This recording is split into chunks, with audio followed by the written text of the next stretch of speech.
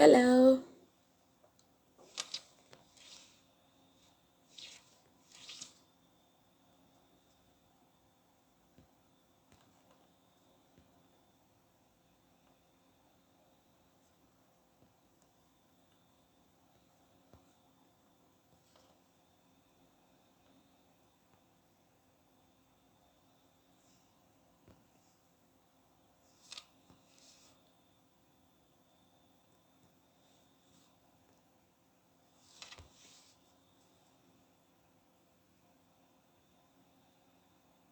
Oh, hi, Mohammed. Good afternoon. Thank you for joining. Thank you so much for joining. Oh, I can see a few people coming on board now. Thank you. I sincerely want to apologize for delaying. I had a little bit of a technical issue actually. I'm so sorry. I really apologize. Please. So I'll just thankfully it's not yet. It's just about 12:30, I presume. Yeah, just nearing 12:30 now. Thank you for holding on this webinar. Thank you so much. I think maybe we just give like another 5 minutes, and once it's exactly 12:30, we can just really get started. We have lots and lots of insightful things to talk about today. I'm sure by the end of this webinar, you will know that it was an absolute, good, great investment of your time. I want to assure you. Lots and lots of things we need to talk about. Thank you so much. Thanks, Mohammed. I can see Adaku. I can see Abidemi. Hi, thank you so much for joining on. A lot of people have actually been messaging and, trying to get across to me. I was using my desktop, my laptop, but for some reason it's not helping me go live, so I had to switch to my mobile. So yeah, sorry about the delay. I'm just going to give like 5 minutes and get more people to connect, and then we can all just get started. Thank you for joining in.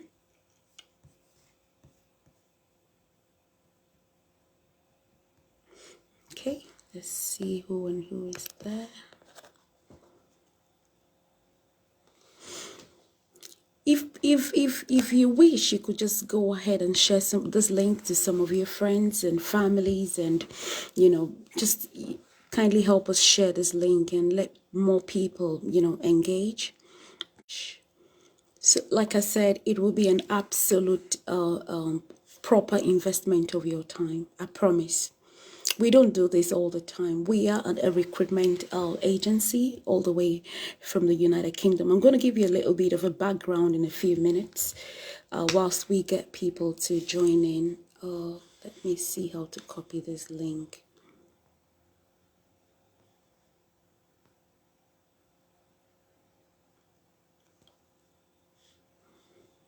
Dun, dun, dun, dun, dun, dun, dun, dun, dun, dun, dun.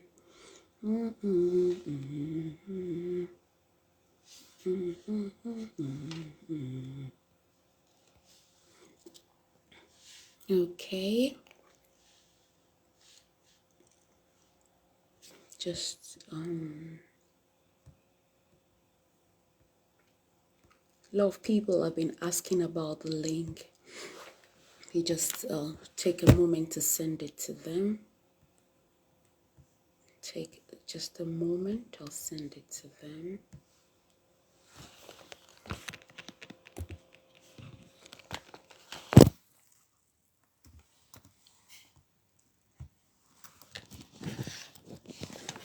Okay, lovely.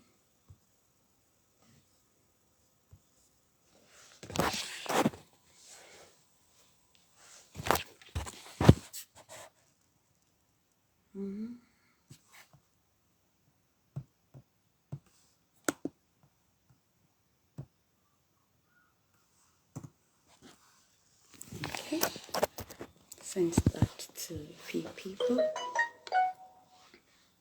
Okay, I've got Gloria here. Thank you for joining, Gloria. Thank you so much.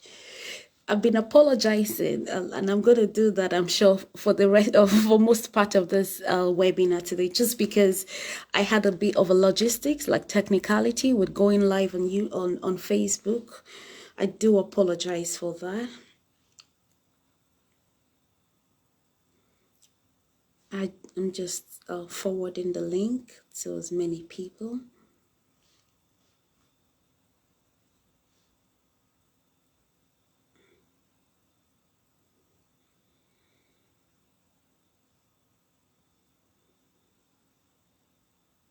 Lots and lots of people have been emailing and messaging me, and I just want to do them the hello Musa, thanks for joining in, Musa, thank you so much.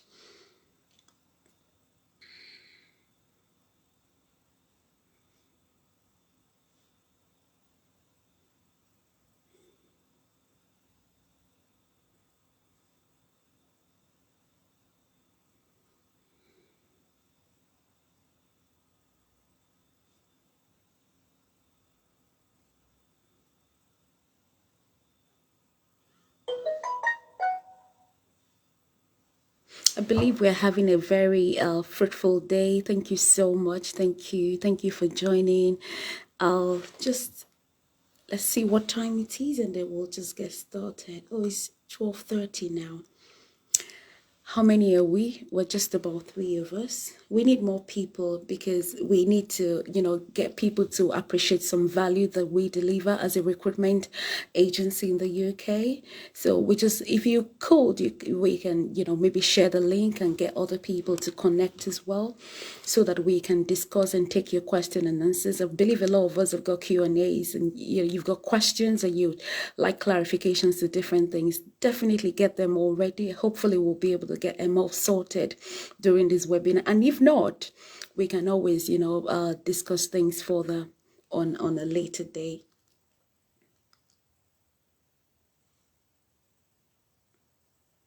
Just sending the link to more and more people.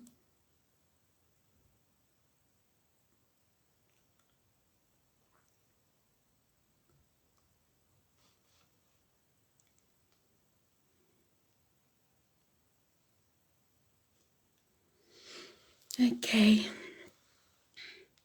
And if we don't have any more people than, what we've got now, I'll still do it, because you guys mean a lot to me, and haven't waited this long for this webinar. I wouldn't disappoint you. We'll still go ahead. Yeah, everybody's important. We're all important. I honestly don't mind.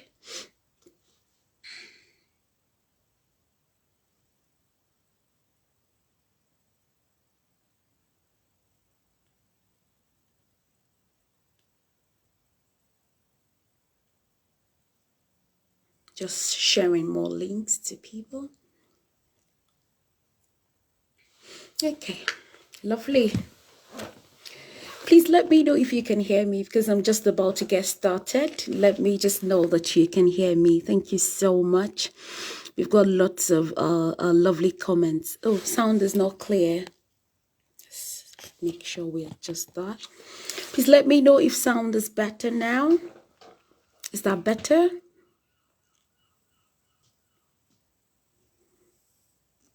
Okay.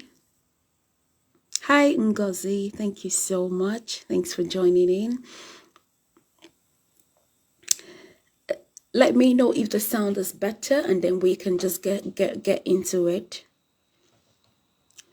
Hi, Gifty. Thank you for joining. Thank you so much.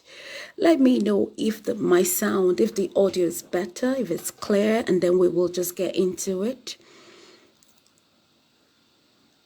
It is better. Lovely. Thank you so much for that feedback. Thanks, Gifty. Thank you so much, Choma, for this feedbacks. So basically, I'm just going to do a little bit of background about myself. My name is Yeti. I mean, like Yetunde Duke, that's my name. I'm a Nigerian, by the way. I currently live in the UK with my family. I've got 2 children, my husband. We all live together here in Devon. Been in the United Kingdom for about 5 years now. Hi, Musa, again. Okay, you can't hear me clearly. Let me try, and it's just a bit tricky this afternoon. So you cannot, oh, you can hear me, right? Okay, you can hear me clearly. Lovely. I thought so you can't hear me clearly. Okay, lovely. So we moved into the UK just about 5 years ago, 2018. I moved in, I'm a doctor actually. I am currently in general practice. Yeah.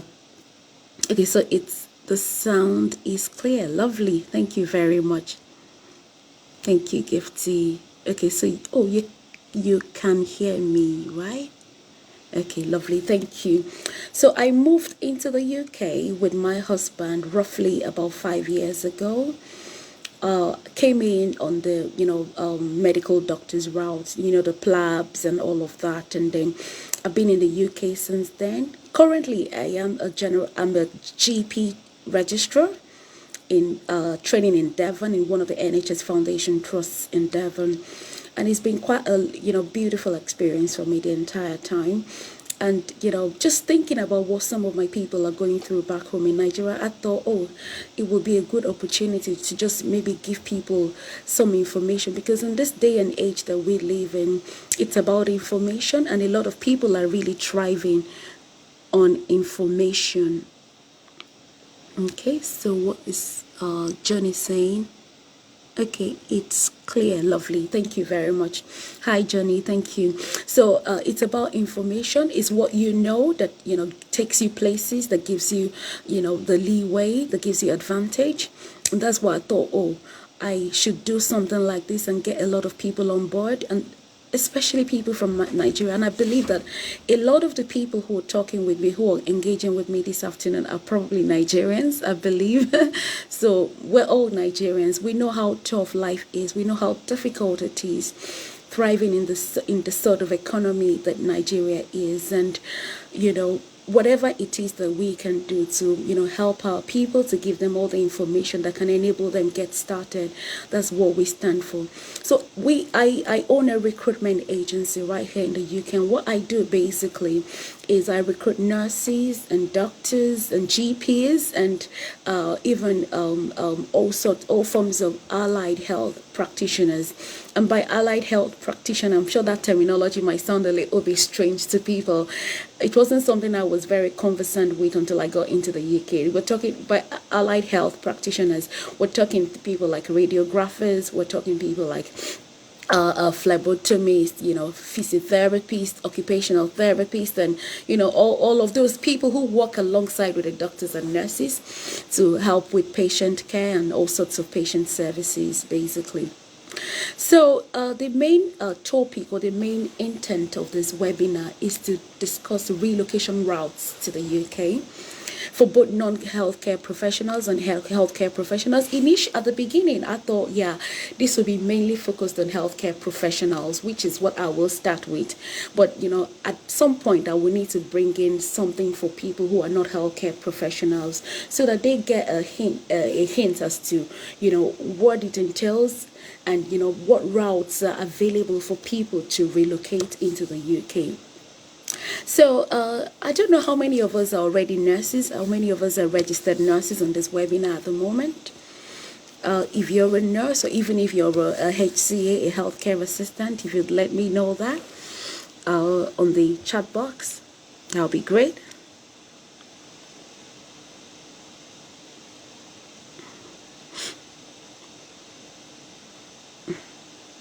So whilst people are typing, so for the healthcare route, which I'm going to start talking about, is the main theme of this webinar. And like I said, even if you're not one, oh wow, okay. So Adaku is saying that she is a registered nurse. Great. Oh, and midwife, that's great. So yeah, Choma is a registered nurse, which is great as well. Thank you for the feedbacks. Gloria is a healthcare assistant. Lovely, yeah. So it's good, really good things to start with. Something, some good platform to start with. Okay, and I've got Showumi is a healthcare assistant. So these are great, and there's there's lots of opportunities for you here in the UK. I have to let you know there's lots of opportunities for nurses, healthcare assistants, all sorts of health, pharmacists, and name it here in the UK. And I'll give you a little bit of background to that. And I've got Mohammed saying he is a registered peri-operative nurse. Oh, amazing. That's super. So there's lots of opportunities out there. Yeah, and yeah, so okay, yeah. OT nurse. Wow, that's good. So yeah, so there's lots of opportunities in the UK. And why I say that is that, oh gosh, it's the situation is really bad here. Situation is really bad for the Britons in the sense that most of them no longer go to school. Most of them are no longer subscribing to all any forms of education. What we find, especially as international, trainees, people who have trained outside the country, is that most of the people are no longer in the mood to, go to school to get an education. They just want to thrive on benefits. They want to, enjoy their lives, go on vacation. They want to go places. They want to do things. They want to enjoy their lives, get settled, get a partner. All sorts of things is taking up their time, such that this is impacting greatly on their work first. So they don't. I bet after this set of working population, after they said they almost don't have any reserve left. I'm telling you, the NHS Foundation Trust, that's the hospitals, they don't have any reserve. Like if all this chain of people who are working currently, if they retire or if they just pull out of job, the NHS will ensanguinate. I can assure you that. The reason is because, like I said, most of the guys are no longer inclined towards formal education. They're not going to school. They're just, busy about drugs and alcohol and all sorts of things on the streets. On a typical working day, I'm a doctor and I know what I'm talking about. I work in a GP surgery. I work in GPs. Oh, hi, Jenny.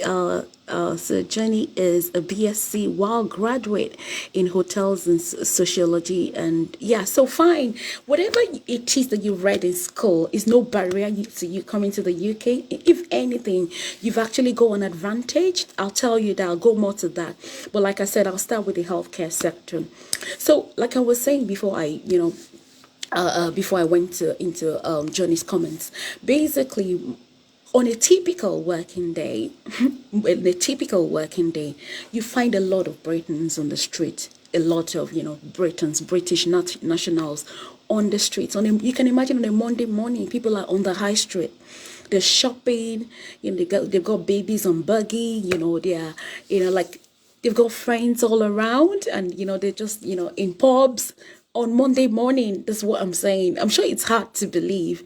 So people are no longer, they would rather thrive on the benefits that the government's given them, which is like chicken change anyway. So for you as an international, graduate or international nurse and international medical personnel or paramedical personnel, you've got an advantage in this economy, which is why I've come. I thought, no, let's, let people know, let our people know this. Let's give them the opportunity to know this. And once they're equipped with the right understanding, they've got knowledge in this regard, they can, begin to brace up to, finding opportunities in the NHS and in the UK generally. All right. So basically, as a recruitment organization, I do want you to know one thing. First of all, the fact that we are no longer allowed to recruit for the NHS, to recruit for healthcare workers, to recruit for doctors, to recruit, healthcare assistants and all of this. We are no longer allowed, especially from the red countries, from the red listed countries. So there's different categories based on the World Health Organization sort of rating. There's the green countries, there's the amber, and then there is the red countries. The red countries are people like most of the countries in sub-Saharan Africa. Yes, unfortunately, they are now on the WHO red listed countries. Okay, which is very unfortunate. And Nigeria happens to be one, Ghana, Uganda, Togo. Mention most of the country. I think there's just maybe like a couple or a handful of countries that are excluded from this sort of red list. Places like Botswana, South Africa is excluded, but most countries have been, they are listed on the red list for the WHO, or for the WHO, so making it such that, so because of that, the UK government has put it that recruitment organizations, that like recruitment agencies, are no longer able to bring in personnel from any of these countries, Nigeria being one of them. Which is what has put a lot of people off. So a lot of people say that, oh, because when I was coming into the UK, it was mediated by a recruitment organization. So I had this agency, even as far as when I was writing my exams, they kept on contacting me, which is what most of the agencies do anyway, so that they can bring people on board into the UK. But that is no longer happening. But the good news is that even though that is no longer happening, you've still got choices, you've still got opportunities to come into the UK and to work for the NHS at that. Yes, to work for the NHS. So how do you go about it? You go about it by applying directly to the NHS Foundation Trust. So they put that clause that, recruitment organizations are not allowed. However, the individual who is nursing, who is wanting to come into the UK, who wants to come and work for the NHS, can choose to apply on their own directly on the NHS website, which is good news. And I've been looking up the website. I tell you what, most of the hospitals they need personnel, because now the recruitment organizations are no longer mediating the process, just so that they can be on the compliance list for the NHS, for the WHO, to say that, yeah, these guys are not actively recruiting from the red listed countries. So that's good. So they are now having to do the process by themselves. So people are that's the NHS foundation, the big hospitals, the NHS hospitals are at the ones recruiting personnel by themselves. And most of them have got excellent packages for international trainees. Excellent packages for international trainees. I'm going to come to that in a little bit. Just give me a moment. Let me, sort of, because my phone's been beeping. I just want to, send the links to a few other people so that they can, understand, come on board in terms of what we're doing and, enjoy this beat as well. Please, I just need 1 minute or so and I will be back. I'm right here. I just want to send them the link so that it doesn't look like I've cut them off. Thank you so much. Because they keep asking for the link and...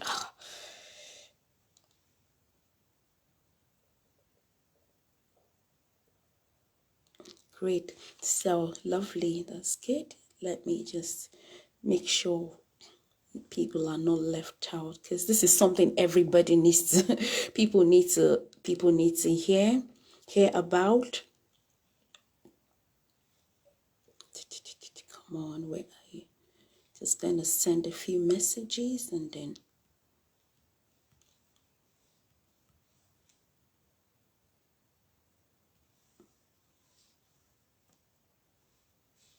just 1 minute and I will be back. Thank you. Let's be our brothers keepers. They've been messaging me for days and, they keep asking me for link.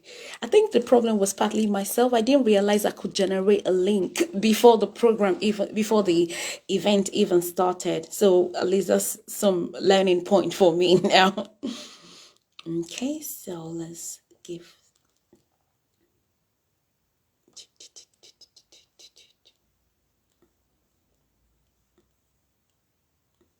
Okay, 1, 2, 3,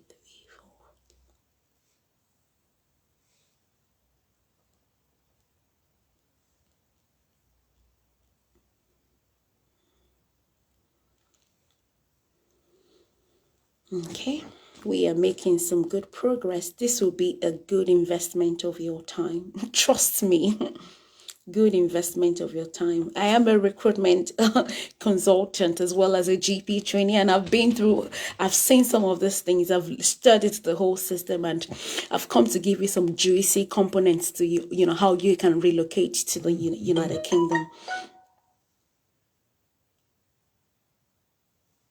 So, where are we? Send people the link. Get them not to miss out. Okay, I've sent that to a few other people. Thank you so much. So people want career change. See, as long as you've gone to school, you've had a formal education of some sort. I'll tell you what you can do in terms of relocating into the UK, because obviously I know things are quite hard back home in Nigeria. I know things are hard. The reason I know is because I've still got my family there, and I know how much people are under a lot of pressure. They want to just move and just find some escape route out of Nigeria. And UK is sort of one of the easiest places to come to. Some people actually use UK as like an en route. They come into the UK and then they go via the UK to places like Canada, America, Australia. I got colleagues, lots of my colleagues don't even settle here to practice at all. As soon as they obtain their GP license, they just, go somewhere else for, even better value for their money. But UK is some good place to start. It's really a good place to start. So yeah, where was I? So I was talking about different opportunities that exist, and for the NHS, they are really they need a lot of people. I wish I could share some screens. What I'm gonna do is that at the end of this webinar, I will put up some set of links that people can go to, and you can do your application by yourself, since they don't want the recruitment organizations and agencies to mediate the process any longer for any candidate who is interested in coming to the UK. And that's why I thought, yeah, we give you all that information and then you can work on it. And if you run into any issues along the line, definitely feel free to get back to us. Some of our customer service people will, attend to that on my behalf in case I'm working or I'm not available for that. So if we start with the nurses, they've got majority of the people here are nurses. Of course, we got healthcare assistants and other people. If we start with the nurses coming into the UK, I believe people already have a little bit of background as to what it takes to come into the UK. So I'm just going to run through it. I'm not going to dwell too much on it because there's lots of things to talk about. First of all is the fact that you have to be ready. You have to open an account with the NMC. Nursing Midwifery Council. You get an account. You open an account. I think you pay a registration fee and some sort of thing, and then you need an IELTS as English International English Language Test scores, and there's a requirement for the band scores you've got to have across listening, speaking, writing, and listening, speaking, writing, and one more. I can't remember what it is. So you need a requirement across board. I think in everything at least a 7, and then in writing a 6.5. Yeah. So across each of the different band scores, at least a 7, but in writing you're allowed to have a 6.5. So once your IELTS is in place, or alternatively, you're allowed to write the IELTS general in combination with the occupational English language test scores. That's the OETS. So that's another, way to prove your proficiency in English. It's unfortunate that a place like Nigeria, where we've learnt English all our lives, they still require us to do that. But yeah, that aside, you need that. And then in addition to what, there's a computer-based test that you need to pass, a test of competency, computer-based test that you need to pass. Once that is in place, so you've got your NMC, you've opened an account with NMC, you've passed your English language test. I don't want to be reading things that so you've started your registration with the NMC, you've written and passed your IELTS or OET, occupational English test, and you've got the required band scores, and then you will also be needed to upload your nursing and midwifery qualification, whatever it is. As a Nigerian, if you've got your qualification, just upload it onto the site. Once that is in place as well, you need things like your police to come into the UK. I'll talk into more elaborately about coming into the UK, but primarily all the NMC portal, all the things that you need to do. Those are the things I'm mentioning right now for you. Then once you've passed your they call it a CBT, and that is the test of competency. Is a computer-based test. Basically, once you've passed that test, then you will need to notify the NMC. They have emails and the ways to communicate all that, and then you will be invited to come and write your OSCE. That's the objective structured clinical examination. Do you know what? I had to tell you the juicy part of it. The NHS trusts. If you make an application, once you've passed once you've gotten to the level of your CBT, which is the test of competency test, and you make an application to any NHS trust that is interested in, recruiting candidates, they will take you up from there. Literally, they will take you up from there. And I have a list of those NHS trusts. There are like almost 20 of them. They are actively recruiting candidates. Like I said, they wouldn't go through us anymore, but they are actively this NHS Foundation Trust hospitals who are actively recruiting candidates. And I bet you they will hug you. Once they see your application like this, they will hug it. So you've gotten past all those, they will now invite you over for an OSCE test. The OSCE test is normally written right here in the UK, and they give you all the preparations. Honestly, that's how bad they want you to pass it. That's how badly, if I use the word, that they want you to pass it. You pass the test and they want to welcome you into the UK and into their trusts to come and work for them. So they'll pay your flight ticket, they'll get your visa, for sponsorship, they'll even get you to bring your family in. They will, they'll give you accommodation. I know of trust, they will give you accommodation up to even 2 months till you settle. Give you accommodation, they'll take care of your family, they'll take care of, they will even literally pick you up at the airport. And I'm not just saying this is what happens, and this is what nurses enjoy. I'm coming to talk about the other, paramedic aspects of medicine, allied health professionals and the rest of it. But that is what happens. That's how badly they really want people, because it's good value. It's really good value they would do all that because you are very valuable. That's what I'm trying to say. The reason is because you've trained in another country. Your government, such as Nigeria, for instance, your government has invested so much into your education. Thank you for all the likes and the emojis. Thank you so much. Your government has trained you so much, invested so much. So they will literally take you off for the remaining part of your career. And the reason is, but they don't have to do all that primary investment. Talk about getting into a university right here in the UK. As a Briton, you want to enroll into university, into nursing, for instance. Medicine and nursing are very expensive. They're very expensive courses to even spend. So most parents actually get their children working and schooling at the same time, so that they can afford that money to be able to even pass out of undergraduate nursing school or undergraduate medical school. That is how expensive it is. You need almost like 30,000 grand. That's pounds. On an annual basis to even to study medicine, for instance, in a reputable school. That's how expensive. So these things are really, really, capital intensive. Most parents, if they've not already got savings for their children, just get the child to work pari passu, so you're working and you're schooling at the same time, so that at the end of the day, when you got money from, you make money from your job, you can pay your tuition and all of that. So that's what a lot of parents tend to do. But you have been trained, international, graduates, for instance. You've had the background training from your home country. So your home country has borne all that brunt of, putting you through school, all the financial aspects of it. And it's just, maybe a little bit of some postgraduate or so your actual nursing career, and then you come into a country like this, they welcome you because their government is literally doing nothing. So all the flight tickets and all the expenses paid and all the visa, giving you COS and visas and accommodation and the likes is nothing.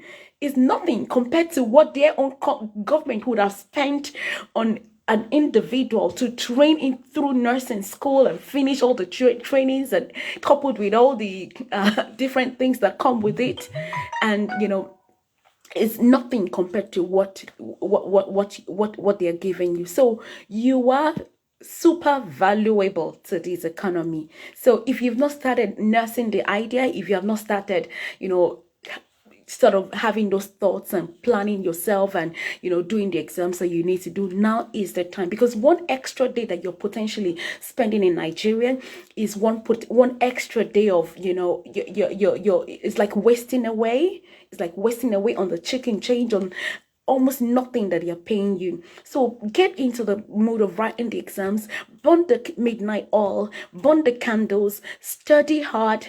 And the beautiful thing is that these exams are not hard. Oh my gosh, I've had lots of talks with some of the nurses, and the exams are not hard. Most of our Nigerian nurses pass it at one they've written only once and they've passed it. Normally you have up to 3 rounds of the exam, 3 times to write the exams, but most of our our nurses have written only 1 round and they've passed the test.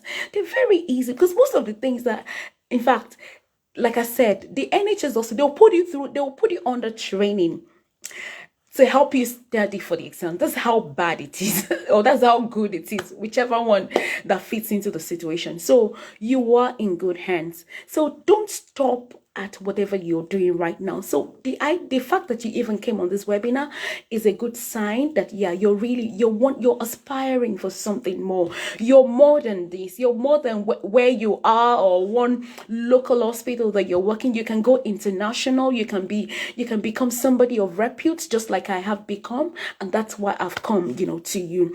So get started. Register with the Nursing and Midwifery Council. Get on the application portal, create an account with them, upload your documents, write the English language exams. There's lots of videos on YouTube on the IELTS test, and you can pass it very, very easily. Bear in mind, it's got expiry date. So the window of passing the test, as soon as you're passing the IELTS test, get cracking with doing the CBT, which is a test of competency test. It's a computer-based test. Get into the flow. Just finish everything you need to do all at once, and then the NMC will sort out the rest of it in terms of your OSCE, how to go about your OSCE. So when you come into the UK and trying to prepare for your OSCE, they give you a job. So you're not just lying there low, or you're not just reading. You'll be working and reading at the same time. Most of the organizations will do it in such a way that you're working and then you're reading at the same time, so that you can earn some more money. And the sort of job, or the sort of, you're still working as your role as a nurse, but not a licensed nurse. Okay, you're working more like in the capacity of a HCA, like a band 4 nurse. Okay, so you're able to work and you're able to get acclimatized and get used to what happens in the in the hospital environment, what they expect nurses to know. You're sort of you're working, and there's lots of work, lots of technical aspects of the nursing job that they would not let you do yet, just because you've not got your PIN, you've not got your license. I believe I'm hoping that all of this makes sense. I've got. Okay, so so you got an IELTS. Wumi is saying she's got an IELTS general, and then general. Okay, that's the UKVI general. I think what they normally need is the academic, actually. So the academic IELTS, because it's academic. If you're going to do a general, I think they will need you to combine that with the occupational English test. And this, I mean, I think, with a general, the last time I checked, which was just a few, maybe like even yesterday, because I was trying to put things together so that I give you accurate information. It was academic I saw on the line on site. So, okay. Yeah. yeah, if you could, I think just go ahead, crack on with the general the academic IELTS. And if it's five, it's a band 7 across board. But in the writing test, they allow a 6.5. Okay, so whatever you could, they're easy. Go on YouTube. You will pass this test in a sitting. I'm telling you, you pass this test in a sitting. That's what happened to me. So, and you're also allowed to combine results. Should you not have met the required band scores across the 4 different domains in the English test, you're allowed to combine two test scores, provided you meet cutoff. All together, combining those two tests. I hope that makes sense. So, like I was saying, when you come into the UK, they prepare you, they help you to, they prepare you. There's lots of, in fact, there's question bank right there on the nursing and midwifery council on the application portal. There's lots of question banks in terms of, what materials, things to study, how the exams will go. And then when you come into the UK again, you got lots of things, and they will put you into maybe discussion groups. You can form a discussion because there's lots of other nurses coming in as well, planning to write the exam. I can't remember how long, but I think within like 6 weeks or so of getting into the UK, you need to write the exam. So you need to, get in the process, and they'll book the exam. They'll do everything for you. You won't even have to bother about anything. So I hope that makes sense. So as soon as you've passed your exams, your OSCE, hooray, then you will get your PIN within maybe the space of a few days, and then you will then you'll be licensed, you'll be given licensure to practice as a fully qualified nurse. And even when you've qualified and you've gotten a PIN, you still need to, work on the people now, because you're now assuming a different role from what role you were doing when you were preparing for the OSCE. So this time around, you will now be needing, to work with other nurses, work on the nursing managers and the likes, and see how they administer and see how they, treat the patients, and their the mannerism, just to get you in the flow of how things go in the United Kingdom, basically, because it's different, very different from home. Very different from Nigeria, completely different care. Patients have a lot of power in this part of the world. Patients have got lots of power. Please, I'd like you to keep the comments coming. I'm more than happy to answer any questions. Keep the comments coming. Let me know that you're flowing with me and we're at the same frequency. If you want me to touch on any aspects, just feel free to let me know that. So I've got something from Mohammed, registered nurse, operative nurse. Can one practice in UK as operative there? Yes, you can. And the way to go about it, I'll get to it in a minute. Of course, there's exams to write as well. You've got to, it's via the OSCE pathway as well. Then when you come into the UK, they've got trainings and the likes for you as well. But there is lots of advantage. They need perioperative nurse. As a matter of fact, I've got a friend who is a perioperative nurse in the big trust that I am. So what I might do is get obtain more information as per how they went, because general nursing is different from perioperative nurse, and I know there's things that unite you guys because you're all nurses, aren't you? But perioperative is not like more of a specialist sort of training course as well. So I might let me maybe note that perioperative nursing, and then I can maybe, if you reach out to me on the WhatsApp number on my on the Facebook page, just let me know that you're Mohammed. I think I must have even sent you a message on the company line, and then I can get back to you on that. So I've got one from Wumi saying that I had a 6.5 overall, and okay, in each subject. Okay. Oh, okay. So Wumi had a 6.5 in its overall. This subject I didn't. Okay. So the band score is a bit too low. I think they need a total band score of at least a 7. That's what they need in these exams, about a 7. That's why each of it, they don't allow you to go lesser than 777, apart from the rating, which is the more difficult one. So that step that comes to 6.5. So I've got Mohammed saying, what of laboratory scientists, medical lab scientists. I'll tell you a little bit about other routes for which people can come into the UK, provided you're flexible. Your flexibility is what they really need. Your flexibility doesn't matter that I'm a medical laboratory scientist. If it depends on how flexible you are, but I bet you they really need people. These guys cannot cope. They cannot cope any longer. And they have lots of elderly population. They have lots of young people. Most of the people are no longer going to school. Rather, they're doing other things. So you are a huge value. You're very valuable to the workforce in the UK. And then I've got, oh, hi, Johnny, again. So caregivers, job, and if it's sponsored visa application. I'll talk about that in a little bit. But basically, I think I must have given that preamble at the beginning, saying that recruitment organizations, recruitment agency are no longer allowed to mediate the process of people coming from red countries, countries that have been enlisted on the red the WHO list. So there's the green, there's the amber, and then there's the red list. The only alternative, the only way you can get a recruitment organization to come in that to help you to foster the whole process is to maybe consider relocating to another country that is not red listed, such as maybe Botswana, South Africa, and I even had a friend, a nurse, who had to relocate to Jamaica, and but those are a bit complicated, I think, because what I understand is that you've got to have residency status in that country. So maybe not resident, but you've got to be working, and you cannot work in a foreign country if you're not a resident of that country.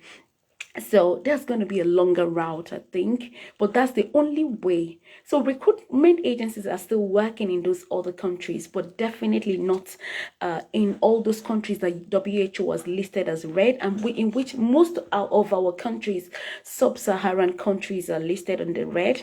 Nigeria, Ghana, Togo, Uganda, even Pakistan, most of the countries where, I think the rationale behind that, I was reading that up, the rationale behind that is that most of these countries are already very starved of persons. They're already poor country, poor earning. They've got lots of challenges, health inclusive.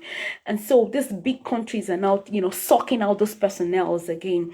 So yeah, that's the rationale. So these countries are really deprived economically, health-wise, and otherwise. And so countries like the UK, Canada, America, and Australia, they are now, still sucking from the system again. So that's why they say they put an end and they put them as red list countries. However, individuals, like people by themselves, can choose to, get out of that country, but not there's no active recruitment going on, no agency involved or anything. The individuals can choose, okay, I want to go to the UK, let me start applying. So that's allowed. It's of your own volition. Nobody's pressurizing you. Nobody is trying to stimulate you or help you to do anything. You're just going ahead and doing it by yourself. Okay, so that is allowed, and the NHS trusts appreciate that. So they won't even reach out to you. You will be the one to reach out to the NHS trusts, and they'll be happy, like I said, to hug you and receive you and have you and get you to be part of their workforce. So like I said, I'm going to link, I have like 20 or more NHS trusts who are actively recruiting for nurses. So I'm going to link that at the end of this webinar. Either, I think I'll link that, and then you can maybe, I don't know how to link on Facebook, but I'll try to do that. But if not, I'll just include my Facebook, my YouTube page, and then you can go and look at all the, list of organizations, and then, just, see which one you want. And all you need to do is when you get there, forget about everything that you're saying, just go to international recruitment, go to the HR managers. They have HR managers, let them know your interest.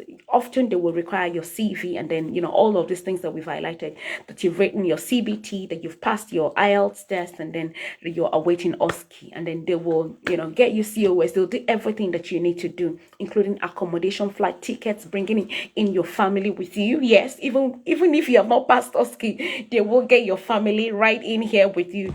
living with you whilst you prepare for your OSCE examination, whilst you get a job in the meantime.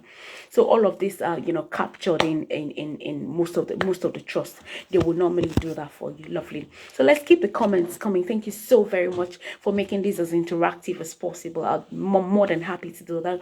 So yeah, like I was saying, you will be, once you've passed, you'll be under, you know, a little bit of, you know, induction. You undergo some further training to know how you deal with patients here in the UK, because it's very different, quite different from what obtains in Nigeria, like I was saying.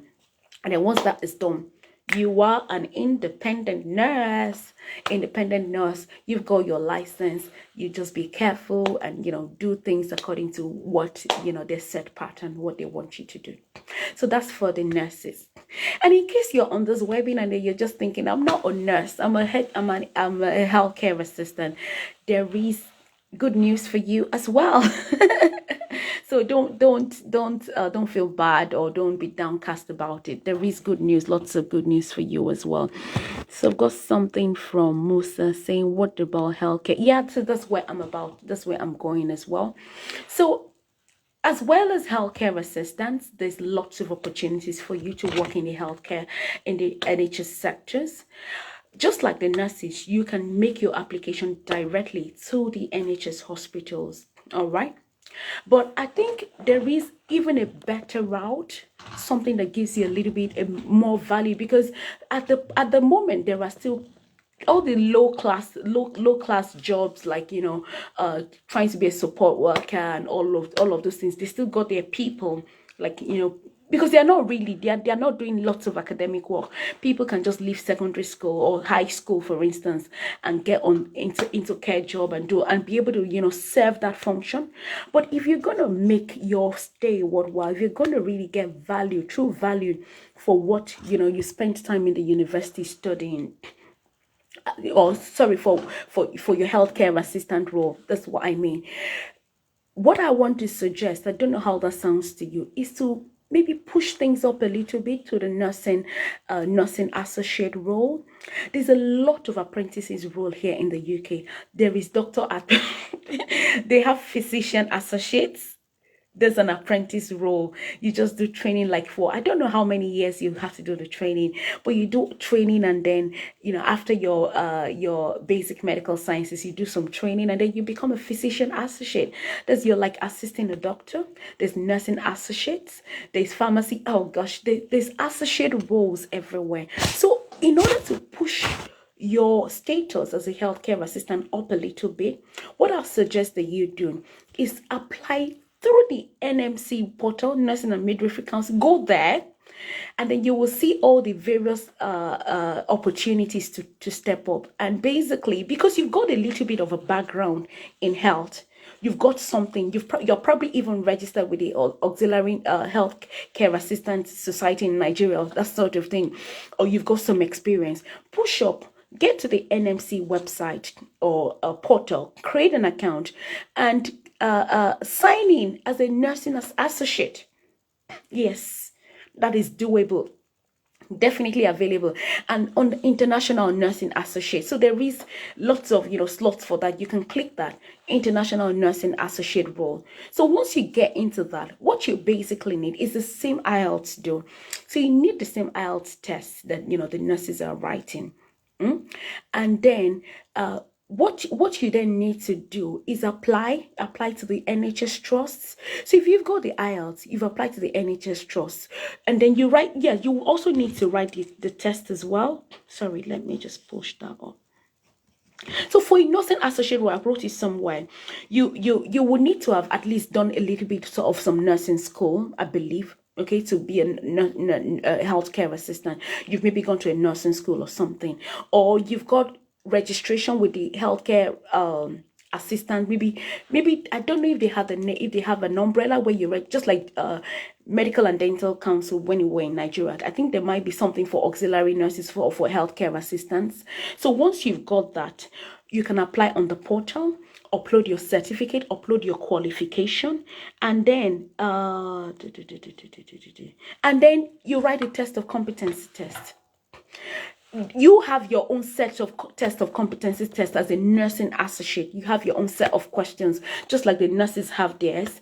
And then after that, you proceed to write the OSCE, just like the nurses do. Okay.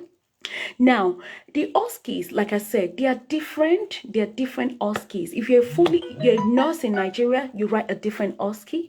If you're a nursing associate, or if you're pursuing a nursing associate role, you have a different OSCE as well. So once you apply, you will get, and once you've gotten to the point of applying for your OSCE, just email them. They've got email address, they've got emails for inquiries. I think that would be NMC at inquiries at nmc.org.uk.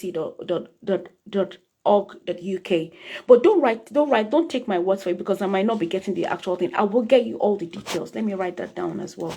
So I'll get you all the nursing and midwifery email information for your emails and your correspondences if you need to make any inquiries. Of course, be aware that you have fees to pay to be on the registration. And even for the nurses as well, they will want to, check that, you've actually qualified from a reputable school.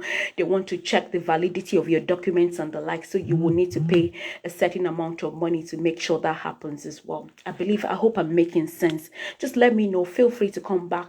To ask me questions. Feel free to, to bring up anything, and I'll be more than happy to discuss that during this webinar, basically. Okay, so yeah, so if you're going to get true value for your healthcare assistant, well, just because they still got people who are able to do that job, is to push things up a little bit. Apply via the NMC portal, and then pick the nursing associate role, international nursing associate, and then do all the things that you need to upload your documents, get paid the money, and get the process going, because you're very valuable. They will take you at the end of the day. I've not seen anybody that they did not accept, they decline. They will take you provided you've got everything that you need. But like I said, most of the roles, you will get the proper training when you come into the UK at the end of the day. It's really good. It's really a beautiful life. As an HCA who is, who's wanting to do a nursing associate role, your salary will not be less than at least 27,000 pounds annually, and that's lots of money in the Nigerian naira. That's lots of money. And then so is a nurse. Nurses are earning like in their 30,000 pounds, or even more. Yeah, 30 something, depending on the trust. So there's lots of money available for you. The taxis are there and the like. So this is really definitely better off than if you were still back home in Nigeria. That's good value for all the training and all the suffering and everything that you've been through being a Nigerian, and working for your family, struggling, passing from it. The economy is a lot better. It's a lot better. Friendly atmosphere, people are lovely, and they want the best for you. Of course, you need to study your environment, and you need to know what obtains in different places. All right, so that is that. So I believe I've been able to a large extent deal with. So the application is by yourself. Thank you very much for all the thumbs up. Thank you very much, guys, for all the thumbs up. The application is all by yourself, and they will take you. And if you want more information, like I said, I will text you the email address for the nursing and midwifery. I'll not text you. I'll put you on the link somewhere on Facebook. Hopefully, Facebook will let me do that. You can just, do all of that there. And if you run into any issues along the line, like maybe, of course, we are not allowed to mediate the process, unfortunately. But if you do feel like, oh, you need a little bit of some information, or you're not quite there yet, you're needing guidance in terms of how to go about it, definitely feel free to message us. We're a bit pressured at the moment because of lots of work that we're doing with. Like I said, we still recruit staffing right here in the UK, but we are not allowed to do recruitment from, like I said, the red listed countries. So we are really busy, and somebody will get back to you within 24 hours. I will make sure somebody gets back to you within 24 hours if you're still needing lots of information. Okay, so you won't need to, there's almost no investment. The most important investment is now your brain work. It's now to tell yourself, I'm going to burn the midnight oil. I'm going to read. I'm going to, study. I'm going to read and read and read. I'm going to study the materials. The materials are on the nursing and NMC, NMC page online. I'm going to read, bury yourself in the book. Also, that people, because you really want to get something out. You want to make something out happen for you. And it doesn't matter how old you are. You want to make something happen for your life. It's not too late to make a decision for success. It's not too late. The journey of 1,000 miles starts with one step. Begin to make that step. Want the all, get on the registration, read for your English language test, study hard, be serious, if not for anything, for your family, for your children, so that you can give them a better life. You can give them better exposure. You can, help them to see another side of life. Life is not all about what, things are currently like back home in Nigeria. Things can be really better than what it is now. I hope I'm making sense. Thank you so much, guys. So I want your comments coming in. So that will be that is it. And of course, eventually when you come into the UK, when you've already got a job and all of that, before you start the job, in fact, whilst they're even working you up for the job, the trust will require things like your police clearance, references. You'll need some references, like maybe from your current employer, and then just some DBS, basically. The DBS to make sure that you're a safe nurse, you're a safe practitioner, and you've not had any crime, any issues with any crime or any safeguarding problems in the past. They will do all of those basic checks. They will support you to open a bank account. They'll support you to create an account with HMRC, which is your for your taxation. They'll support you for your pensions. Things will get started pretty much very fast. They have support teams for all of these people dealing with international, graduates, international nurses. They have support processes for them, making sure the process is as sleek as possible, is as, it's as seamless as possible, right? So I believe that answers the question, and you can do it. The only limitation that you have in your life are the limitations you create for yourself. If you create a limitation in your mind that, oh gosh, how am I going to start reading at this time of my life? That's what's going to happen. The only limitation that exists right now, it's not the limitation that anybody makes for you or creates for you. It's the limitation that you put on yourself. If you tell yourself there are no limits, I'm not too late, I'm not too old, I can do this thing, I can work my life out, it's not too late to make a change, and I'm going to make a change in my life, that is what will happen for you. I bet with you, that's what will happen for you.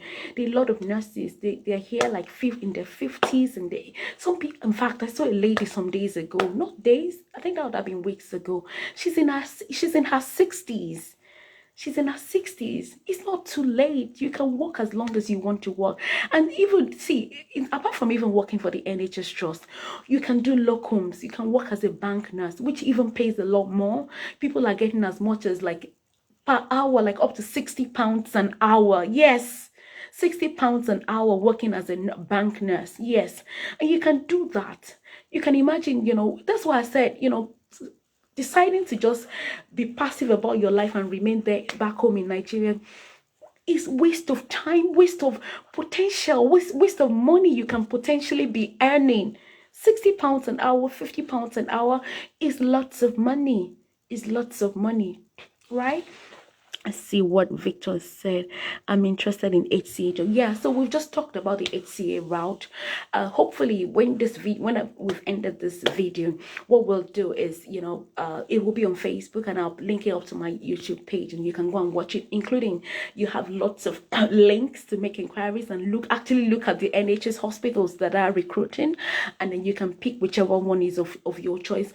Apply to them, and literally within days you get feedback. I emailed some of them yesterday, and immediately, like right there yesterday, they emailed me back. I had to email them as an individual, not as a recruitment organization. They said, yeah, we're more than welcome to accept nurses. Just get them to apply on the NHS jobs, and for the NHS jobs website.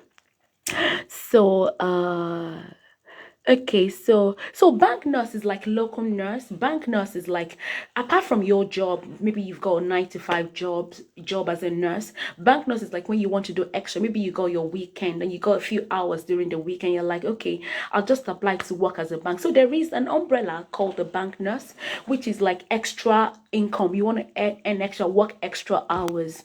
So you just, once you've got your pin, you don't need a lot of things. Once you've got your license, and that's literally what they need. They might do some health check and all of that on you, and then you will be on their list. Once you're on their list, if they've got any extra shift, like as soon as they are getting notified that they've got extra shift, that's the bank people, they just circulate it to all their nurses who might be interested in doing extra shift. And if you want to do the extra shift, you just let them know, I'm interested, I'm happy to cover so and so up, just because you've got extra hours after your primary job. So you got extra hours. Maybe you're free for you work 9 to 8 p.m. for instance. That's almost 12 hours job, and you've got your free days to be maybe Wednesdays and Fridays, and you got your weekend. You can subscribe, you can enroll with the locum, or you can register rather with the locum agencies. And then once they got extra shifts in any of this, so that's why they need they have lots of locum op, because these hospitals are understaffed, so they'll keep needing somebody to come and cover this shift to go. That's why I said the people who are working currently are really overwhelmed. They need nurses. There is massive shortages in the NHS for nurses. So the people who are currently they are overwhelmed. They are, they are understaffed. So they keep going they keep going back on the bank nurses. They keep falling back to the bank nurses to say, oh, get us a nurse to come and cover this shift, get us somebody to do this. And those bank shifts, they pay you a lot of money. They pay you, loads, even more than your primary employers. That's why I'm talking like up to 60 pounds an hour, if not more, some bank shifts. And especially if you live in a place like London, you are hot cake, like seriously hot cake, so definitely pursue this opportunity. That's why I say, don't just stay there. Don't just be complacent and just remain with your manual job. Read. If it is reading that will get you to this point, read, burn the all, read the book, pass the exams, do all the registration requirements, and be on your way. Like I said, these people are more than happy to fund your trip to the UK. So I've got Modu, where I've also got Eskel, right? Sorry if I'm not pronouncing your name. Okay, so please, can a pharmacist work as a caregiver? Absolutely. Like I said, it's all about flexibility. See, in this UK, flexibility is the key. I've seen doctors who step down to become nurses because the nurses are getting more shifts, and more bank job means making more money. And nurses have a lot of power in the UK, actually, if I'm very honest. They have a lot of power. They're in charge of the wards. The doctors just come, do their rounds, and then leave the hospital, leave the care and just about everything to the nurses. Nurses have got a lot of power. So if you're willing to be flexible, like for instance, for a pharmacy, I know you have your own route, which I haven't got all that information at the moment. If you're interested, just message me on my WhatsApp, on the company WhatsApp, and I can give you information in that regard. But if you're willing to maybe do something else, just go via the nursing associate role. Like I've said, I've mentioned it in this webinar already at the beginning. So what I'll do is I'll leave this video on YouTube, on Facebook, and I'll also link on my YouTube page as well. Please, everybody who's here, please follow me on this Facebook. I'm going to be generating lots of videos and doing lots of videos.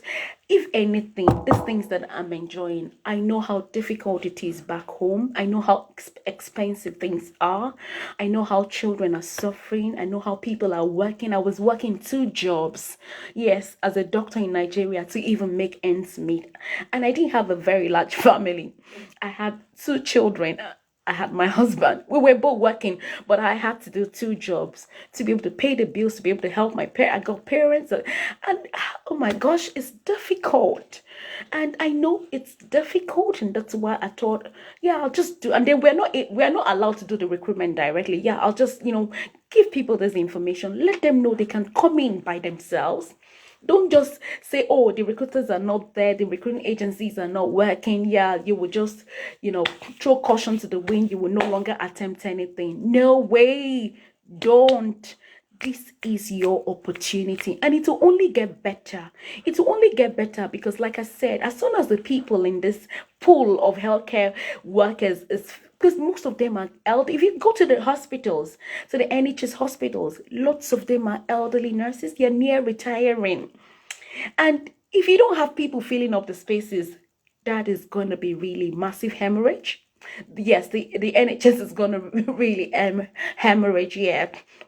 So people like us, youngsters like yourself, and like I said, no, doesn't matter what your age is, get on board, do all the things you need to do, and make sure you're covering something as each day goes by, because each day is potentially lots of money for you to earn in the UK. I got a few people. I got Modukwe, yeah, says I have a care certificate and IELTS, interested in working in the UK as healthcare resident. Yeah, this webinar is for you. Yeah, definitely. And Victor, please, can a medical sociologist apply? Yeah. Yes, you can apply. But I think what you probably need to do is to get a little bit of an experience as a sociologist, since it's not a clinical background. Well, it says medical. I wonder how medical it is, but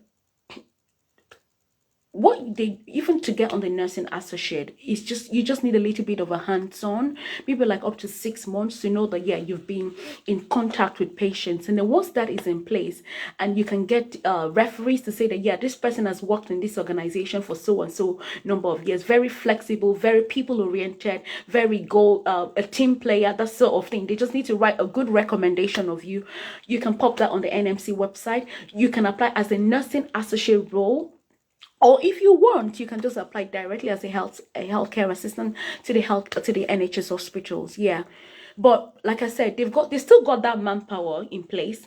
So applying as a health nursing associate role gives you a more advantage, puts you on the edge, like, oh yeah, they want people like that as well.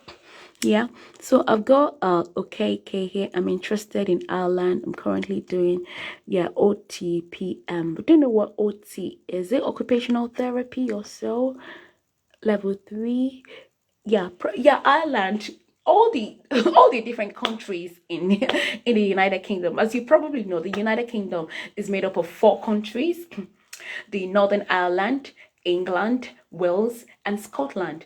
They are all deficient, seriously deficient. And do you know, to even make matters worse, since this Brexit, things have become more shrunken. Their workforce has shrunken the more since Brexit, just because before the advent of Brexit, because before Brexit came into place, a lot of people could just walking from Poland, or from the neighboring countries, and then just drive down. It's literally a driving distance. You can just drive, and then you can come into the UK. But since Brexit, that is all limited. It's all completely limited. It's all restricted. They need a visa. they need work permit and all of those to be able to access jobs in the UK. So it's not as easy for them. In fact, we're literally in the same shoes with all the European Economic Union areas, the EU countries, and the international people, like people from Africa and people in the EU. We're literally, sailing the same boat now. We're doing the same things. We have to meet the same requirements to be able to work in the UK. That's how difficult, and that has even shrunken things further. On a normal day before, if they were very short, they would just get their guys from EU, from the neighboring countries to come and work. And they're working, they'll just work and go back to their own countries. So you've got advantage. make use of the time that you've got in Nigeria. Give yourself a target. Say to yourself, okay, within the next 1 year, I've got to be done with all of this. I've really got to be done. Write the exams. It can never be too late for you to begin the process. Okay, so if you're needing more information, I think I've done a lot at the beginning of this. So please, how can I get okay, so Victor is saying, so please, how can I get in hand the band in place? Is it hand? Do you want like you want oh yeah, you can just get to any hospital. If I think Victor is a healthcare assistant, I'm not really sure. Oh, medical sociology. You can just get to any of the hospitals in Nigeria. Get there, tell them the way to do it. The easiest thing to do is to say you want to work for free or for some chicken change, really. But you've got a goal, you've got something you're working to. I don't know how feasible that will be for you in terms of your financial circumstance, because most of the hospitals, especially if they're already fully staffed in Nigeria, would not really want an extra hand. But if you tell them you want to work for free, when I was trying to get my first job, I wanted a really good hospital. I wanted it to be on my resume. So what I did was I went to Lagoon hospitals in Lagos. in Ikeja. I said to the HR, I said I'm ready to work for free, because I wanted that thing on my portfolio, on my CV, to say that yeah, she's done a few months in Laguna. She's really good. I just wanted that so that prospective employers will be impressed with me. But I could afford it at that time just because I was still with my parents. That was new. I was very new, from fresh medical graduate and that's so if you can lay your hands on it, that'll be something good, because that would be a plus for you, especially if you're migrating from medical sociology into the nursing career. Victor, hello. Gotten certificate in caregiving in taking in care and caregiving. Also PhD in, oh wow, this is lots of okay, so basically the important thing, it doesn't matter what you've acquired. You might even be reading mathematics, and you want to, it's flexibility. They will train you. You will have list of things that you would do on the train. They will train you. Medicine or healthcare work is literally a hands-on job. It is a hands-on job. They just need to know that this person is patient oriented. This person is a team player, can work with other members of the team. This person is passionate about this role that they're doing, and they've got a little bit some experience. And if they can find that on either your resume or on your recommendation letter from your references, that is good enough. And of course, you just start ticking the boxes of the exams that you need to write. Okay, there is absolutely no age bracket. So age bracket in the UK, for instance, retirement age is 65. I'm assuming that, if you're intending to do this, you're less than 65. And you can work beyond your retirement age in the UK. In fact, there are a lot of people who have retired and they are not working full-time, but they are doing bank work. Because the bank job, working with the bank under the bank, which is like the extra income category, you don't have a dedicated hospital, you don't have a dedicated facility. Working on the bank gives you more money. You're retired, you've got free time, you just want to do the job just to be able to get a vacation, to go on holiday. And because these people like holidays a lot. They like holidays a lot. They worked 1 week, they must do another 1 week of holiday. And that is another thing. Most of our people are much more committed when we come in. They find that's why they're really into lots of people coming into from other countries, because they see the passion, they see the way we work. An average Nigerian will work almost a 24 hours shift, although that's not allowed. They're literally capable of continuing, but they can't do it. They can't do it. They can't do it. They've done 1 week. They want to go on. they want to travel for the next 1 week and then just go on holiday or go on some vacation. That's another thing that's crumpling their healthcare. Okay, so Victor is saying, oh, you're welcome. Victor says, so please, how do you apply or go about this? So I've said that at the beginning of this webinar. And if possible, just I'll leave it and then you can listen to it on how to do it. And if you want further information after listening, and maybe you're not quite clear on some of the things I'm saying, feel free to send me a WhatsApp chat and then we'll pick it up there. A member of my team will take that up for you. So that's that. So it says, can a project recruitment, can imperial recruit, we are not allowed to recruit from red countries on the red list, but you can apply directly by yourself. So it's not to say that, oh, the recruitment agencies are not able to and then you just back off. No, you apply by yourself. So the room is that the individual has to decide by him or herself, so that they don't look like they are pressuring people from the red listed countries, the countries that are deprived in their economy, in their workforce, in their health, and in their, you know, that have overall deprivation. It doesn't look like these other, you know, Western countries are milking them of their healthcare professionals. But you can apply by yourself. And like I said, I'll link all of that on my YouTube page. Please, as you're listening, if you're finding any value in this, make sure you like and follow me on Facebook, as well as when you get on the YouTube page as well. I'll put that all on. I'll leave the video there for a bit and then I'll move it over to my YouTube page so that you can listen and you can see the links. You can do your inquiries and get your feedbacks as well. Right? Are you saying we can apply to Imperial? No. You can apply to the NHS hospitals directly. Yeah. Don't worry about how to do it. I'm going to give you a link. I've got like over 20 NHS trust hospitals who are looking to recruit.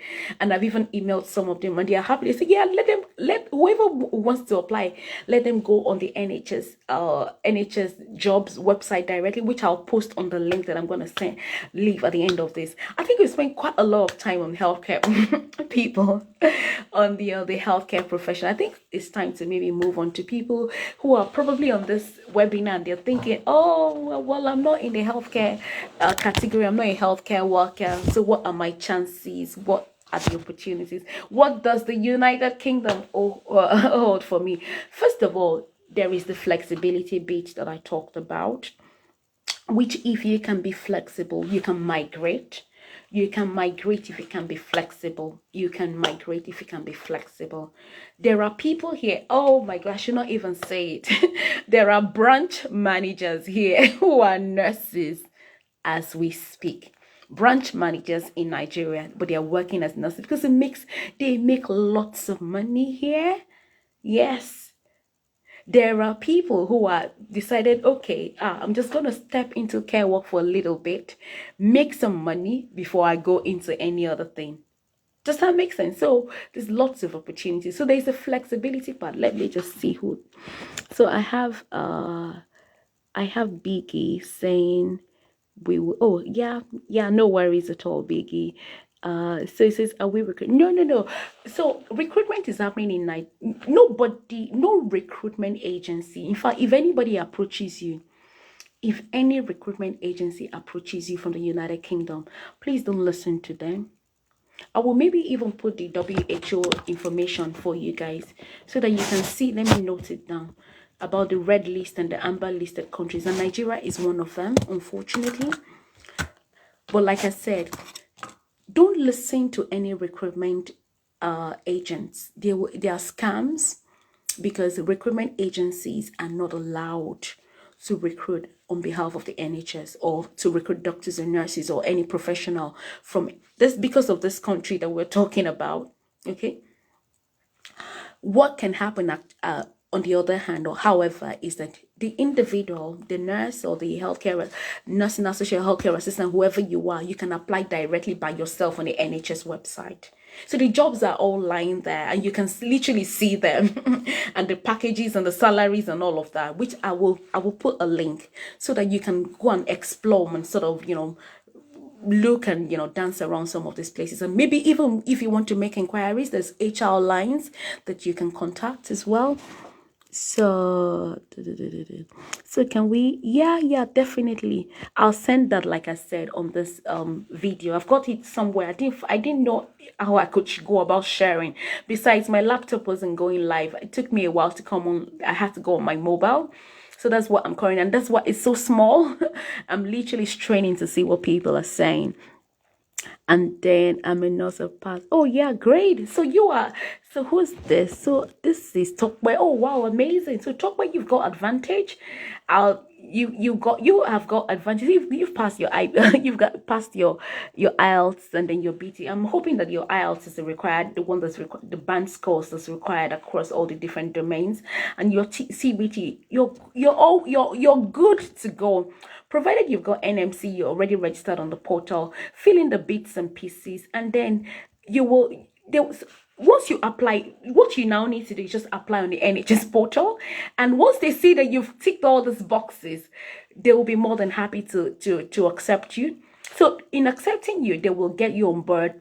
Somebody will probably contact. I don't know how it goes, especially exactly. Somebody will probably contact you via emails, of course, and then they will authenticate some of these documents. Oh, are you sure you've done this? You've done this. So if once they've seen it and all of that, I think the nursing and midwifery, they will contact the nursing and midwifery council. I'm not sure which one it is, to get you a date for your OSCE.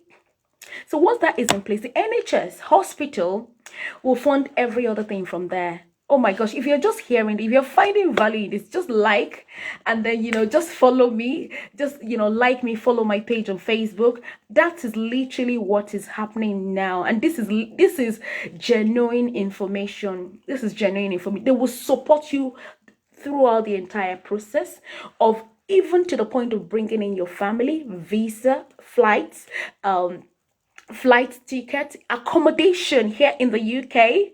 They'll give you a job, but not as a band 5, not as a fully qualified licensed nurse yet, but you'll be working in a capacity so that you get sensitized to what the environment looks like working in a typical NHS hospital. And once that is in place, once you've written your OSCE exams and things are all sorted, you'll be given your PIN, your license. They'll just do a few employers check, make sure your blood tests, you're okay with your blood tests, make sure that your police clearance is, things are all good in that regard. Get you a DBS, support you to open a bank account, and you get I think a few weeks of induction under a fully qualified nurse, so that you know how patient interactions, how to interact with patients, because it's totally different from what we've got in Nigeria. So you know what patient interactions look like, and gets you in the flow. And then afterwards, a few weeks to maybe some months after that is in place, you are on your own. You're by yourself, fully licensed, fully qualified nurse practicing in the UK. And you can register with the bank under the bank nurses as well, to get extra shifts for when you're off, so that you can do extra shifts, make more money, up to like £70 an hour. That is real information. Yeah, that's genuine information. Nurses earn a lot of money because they are in dire need for nurses, right? I hope that's good enough. Oh wow, 7.5 is amazing, talk. But yeah, you have crossed that. You have nailed it. You've nailed the IELTS. So just go. So what I'll do is I'll send you the links, and then you can apply by yourself. So if any recruitment organization approaches you, let's help you, let's do this for you, please don't bother. Don't bother. Don't bother. It's illegal. That's the word. It is illegal. It's not illegal. So I've got Victor saying, I've applied for NHS Trust, but she says they don't sponsor. Oh, really? Okay, but it says they don't sponsor. Who is Victor? Is Victor a nurse? Not sure. Okay. Let's see. I'm not entirely. Okay, Victor. Okay, so if one hospital, see, there's lots of them. There's lots of them in England, Wales. Don't give up on one trust. Don't give up on one trust at all. Don't give up on one trust. Some of the things that, as an agency, we can do for you, just to do for you, is to, contact these trusts for you as well, to say that, oh, I've got a friend who's trying to contact you. Sometimes their emails are so pretty much, sometimes they're even busy, sometimes it's one person, because like I said, they really don't have personnel. So that's why even here we call and call and call, they put you on hold. But we can still go ahead and do some correspondences for you, and, help you sort of fast track the process if you want. I hope, that would not be too much. That wouldn't be too much, but that will be subject to some of the our timing as well. Because, some of my staff, they've got hours they're working, and then I've got the company line, and I've got to be, I'm a GP as well. So that will be subject to, those considerations. Okay, so yeah, you're very welcome, guys. So if we move to the people who are not, if you probably have colleagues and you have brothers and sisters who would, like to come to the UK, but they are the non-healthcare worker route, they don't have any qualification in healthcare, there's things that they can do as well. There's definitely, routes to coming into the UK. And number one is what I've talked about earlier. Maybe just be flexible. Go and do a training, a 6 months, whatever. Go and volunteer in a hospital or in a we don't have nursing homes in Nigeria. I don't know. But if you find nursing homes around and stuff, go and volunteer. Just for the purpose of getting that letter of recommendation saying that, yeah, this person's got. So if you're that flexible and you've got good letters, you can apply directly to the NHS, or you can apply through the Nursing and Midwifery Council as well, and say that you're an international nursing associate. Of course, they need to verify that. And the way they verify that is that they see your qualification. You just say that you made a switch from this job to that job, and you had training for up to so and so months. Please see reference attached. They will contact the reference, and then those people, once you're validated, once you're verified, they can give you a go. So there is room to make inquiries. You can send emails back and forth just to let them know this is my situation, and I really want to work. I've sent emails and I'm thinking, oh wow, people are really desperate to leave Nigeria. So if you let them know that you're keen, you really want to work, and you can be flexible, you've had experiences taking care of old people, you've had experience, even if it was not. But a lot of times they want it formal. So if you had a grandmom, for instance, that you were taking care of, that wouldn't suffice. But at least you've got that experience, and then maybe you got a letter to say that, yeah, you've worked in so and so place for a period of time. That will further, boost your when you make that inquiry. That will further,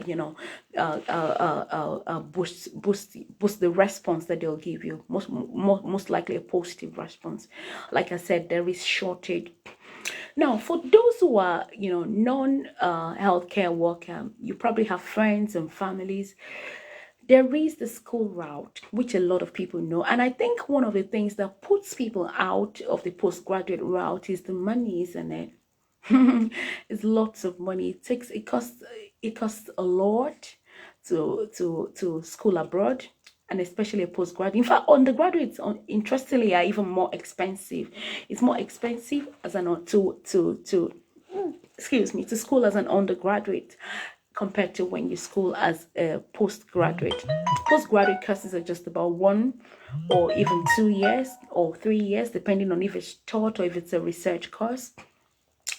But even though that sounds like a very daunting thing, oh gosh, I don't want to go through this route. Oh, this lady, oh no, I'm not even going to bother with this route and all of that. There are things that we can do. And that's the reason I brought this up. Like, even if you're not healthcare worker, you're not healthcare inclined, you can definitely come in.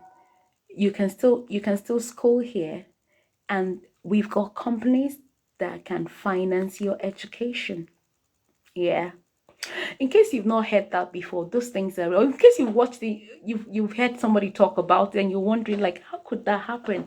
Yes, they will fund your bill, they will fund your schooling as an international medical graduate.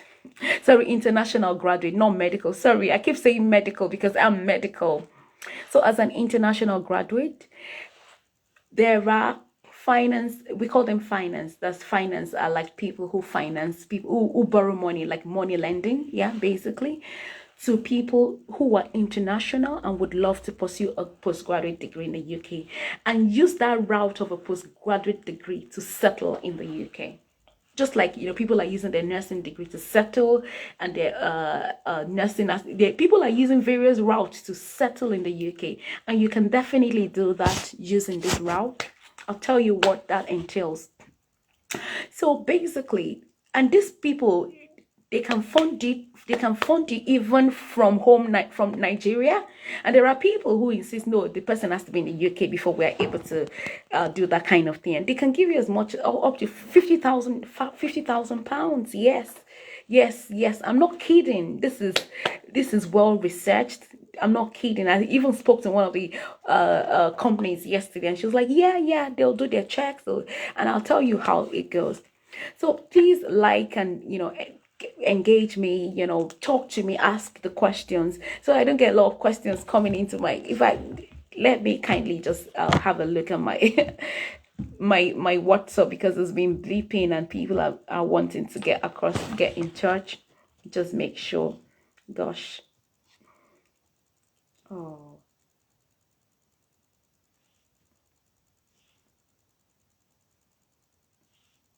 gosh, lots of people have not got the link. If I get like a 5 minutes, if that's okay. Oh gosh, lots of people not link. Oh, no way.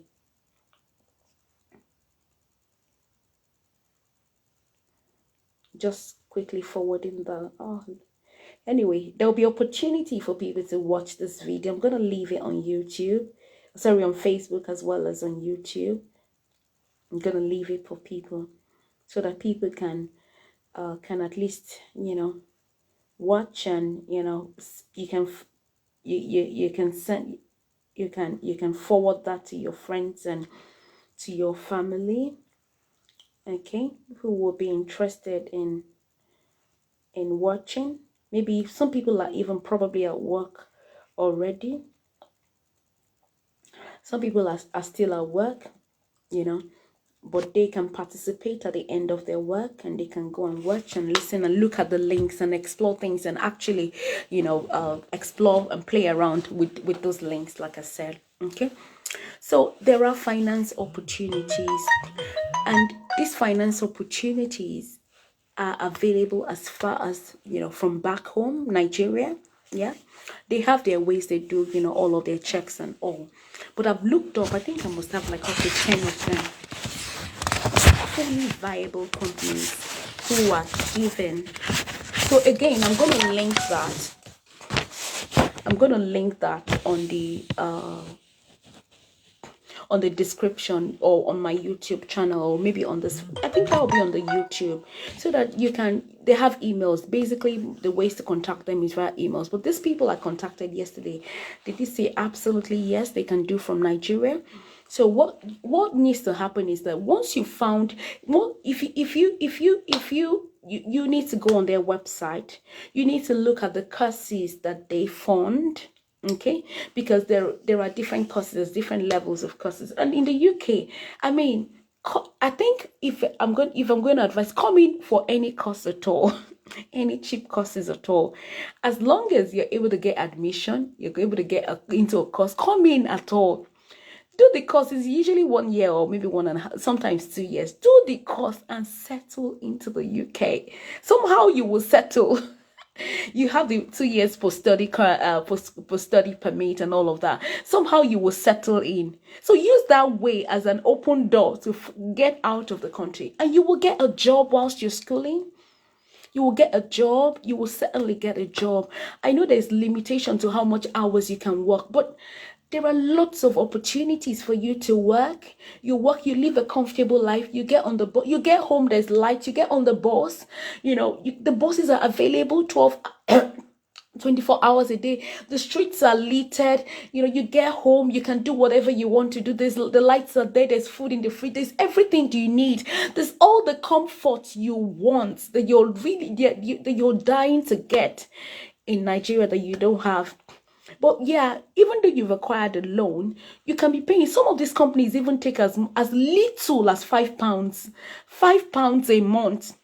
And there's lots of flexibility to the payment as well. So much, in fact, lots of flexibility that I cannot possibly exhaust on this webinar. Yes, it will take you to actually go on their website and say, oh, really? Oh, if you study this course, this is how much they provide. Lots of them will provide all the funding for the education. And they have schools, they have selected schools where they have dealings, they have affiliation with. So with that, because of that collaboration they have with the schools, they are able to know that, yeah, this person is still committed to their academic activity, still coming to school, still, attending the classes, doing well with his or academics. And this is they have communication with the schools. And so those schools will help the finance company to be reassured that, yeah, this person is doing okay, things are okay with this person, yeah, don't worry, this person is doing up to. And most international graduates already, we are good, we are really good. I have friends who have entered into the postgraduate, they got first class. We're really good. So if they find that things are all looking and the likes, most of them will leave you like even 6 months after you've done your 1 year of postgraduate training, 6 months or even up to a year after you've done your 2 years postgraduate training, to settle down, to get your job, to make some money before you start paying them. And it can vary. It's up to you, however long you want to stay paying, however much you want to be paying is up to you. But of course, there's interest rates, and the longer it is, the more the rates. You know what that means, because of course they are a business as well, and they've got to make their money. And if they are leaving their money with you for such a long time, you would expect that they will need returns for that money, won't you? So, but there's opportunities. You can pay back your loan. One day in the United Kingdom is better than a day in Nigeria, because a day is loaded. You can go to school in the day, you can work in the evening, work up to like maybe 5-6 hours. You've got up to 20 hours of work that you can do as you study, and that 20 hours can earn you the money that you're making in Nigeria up to 5 months. Yes. So, like, if you get a job, for instance, that pays you £15 an hour, and you're working 20 hours in a week. So if you're working 20 hours in a week, in 1 week, and there's 4 weeks in a year, do that calculation. You see that the money is something compared to wasting away in Nigeria. You don't want to do loan. You don't want to. I tell you, my sister, this is my personal. So it's up to you. Your opinion is your opinion. What you still choose to do at the end of the day is what you choose to do. It's your life. Some people don't really like. My husband does not like the idea of debt. He wants to buy his own thing. I'm the one that usually says, let's buy this thing. It saves us money. You can use the fact that you're paying up your debts at the adequate level at the right time to build your credit score. That builds your credit history. You can get a mortgage with it, you can get a car with it, and all of that. So debt or no debt, most of this Western world, most children are working and schooling at the same time, because finance has paid the school fees of those children. So the people are working, and then they are paying. At least they have something to keep, and then they have something they are paying on a very, very flexible rate. Let's see what people have got to say. Is there any criteria for funding? For the funding, there's different. I mean, they have eligibility criteria, which for Nigerians also. Of course, that will be subject to your personal discussion and interaction with them. But when I was speaking with the lady yesterday, I've noted down some things. Okay, she said number one, it's subject to the school, because some of these funding organizations don't have affiliation with the school. They've got to have good relationships with the school, so that the school can help. They can work together to make sure, because when you get the funding, they don't give you the money directly. They pay your school fees. They literally pay into your school fees account. So your school fees is paid. So once your school fees is paid, some of them will, maybe if there's any change left and the likes, they'll put it into an account for you. The school put in not like they give you the money directly, but they pay your school fees. Once your school fees is paid, you've got the admission. Through the admission, you've got your certificate of sponsorship, and your visas to come into the country. Once you've come into the country, your school fees is all paid. It's all about going to school and working. When you school, you work.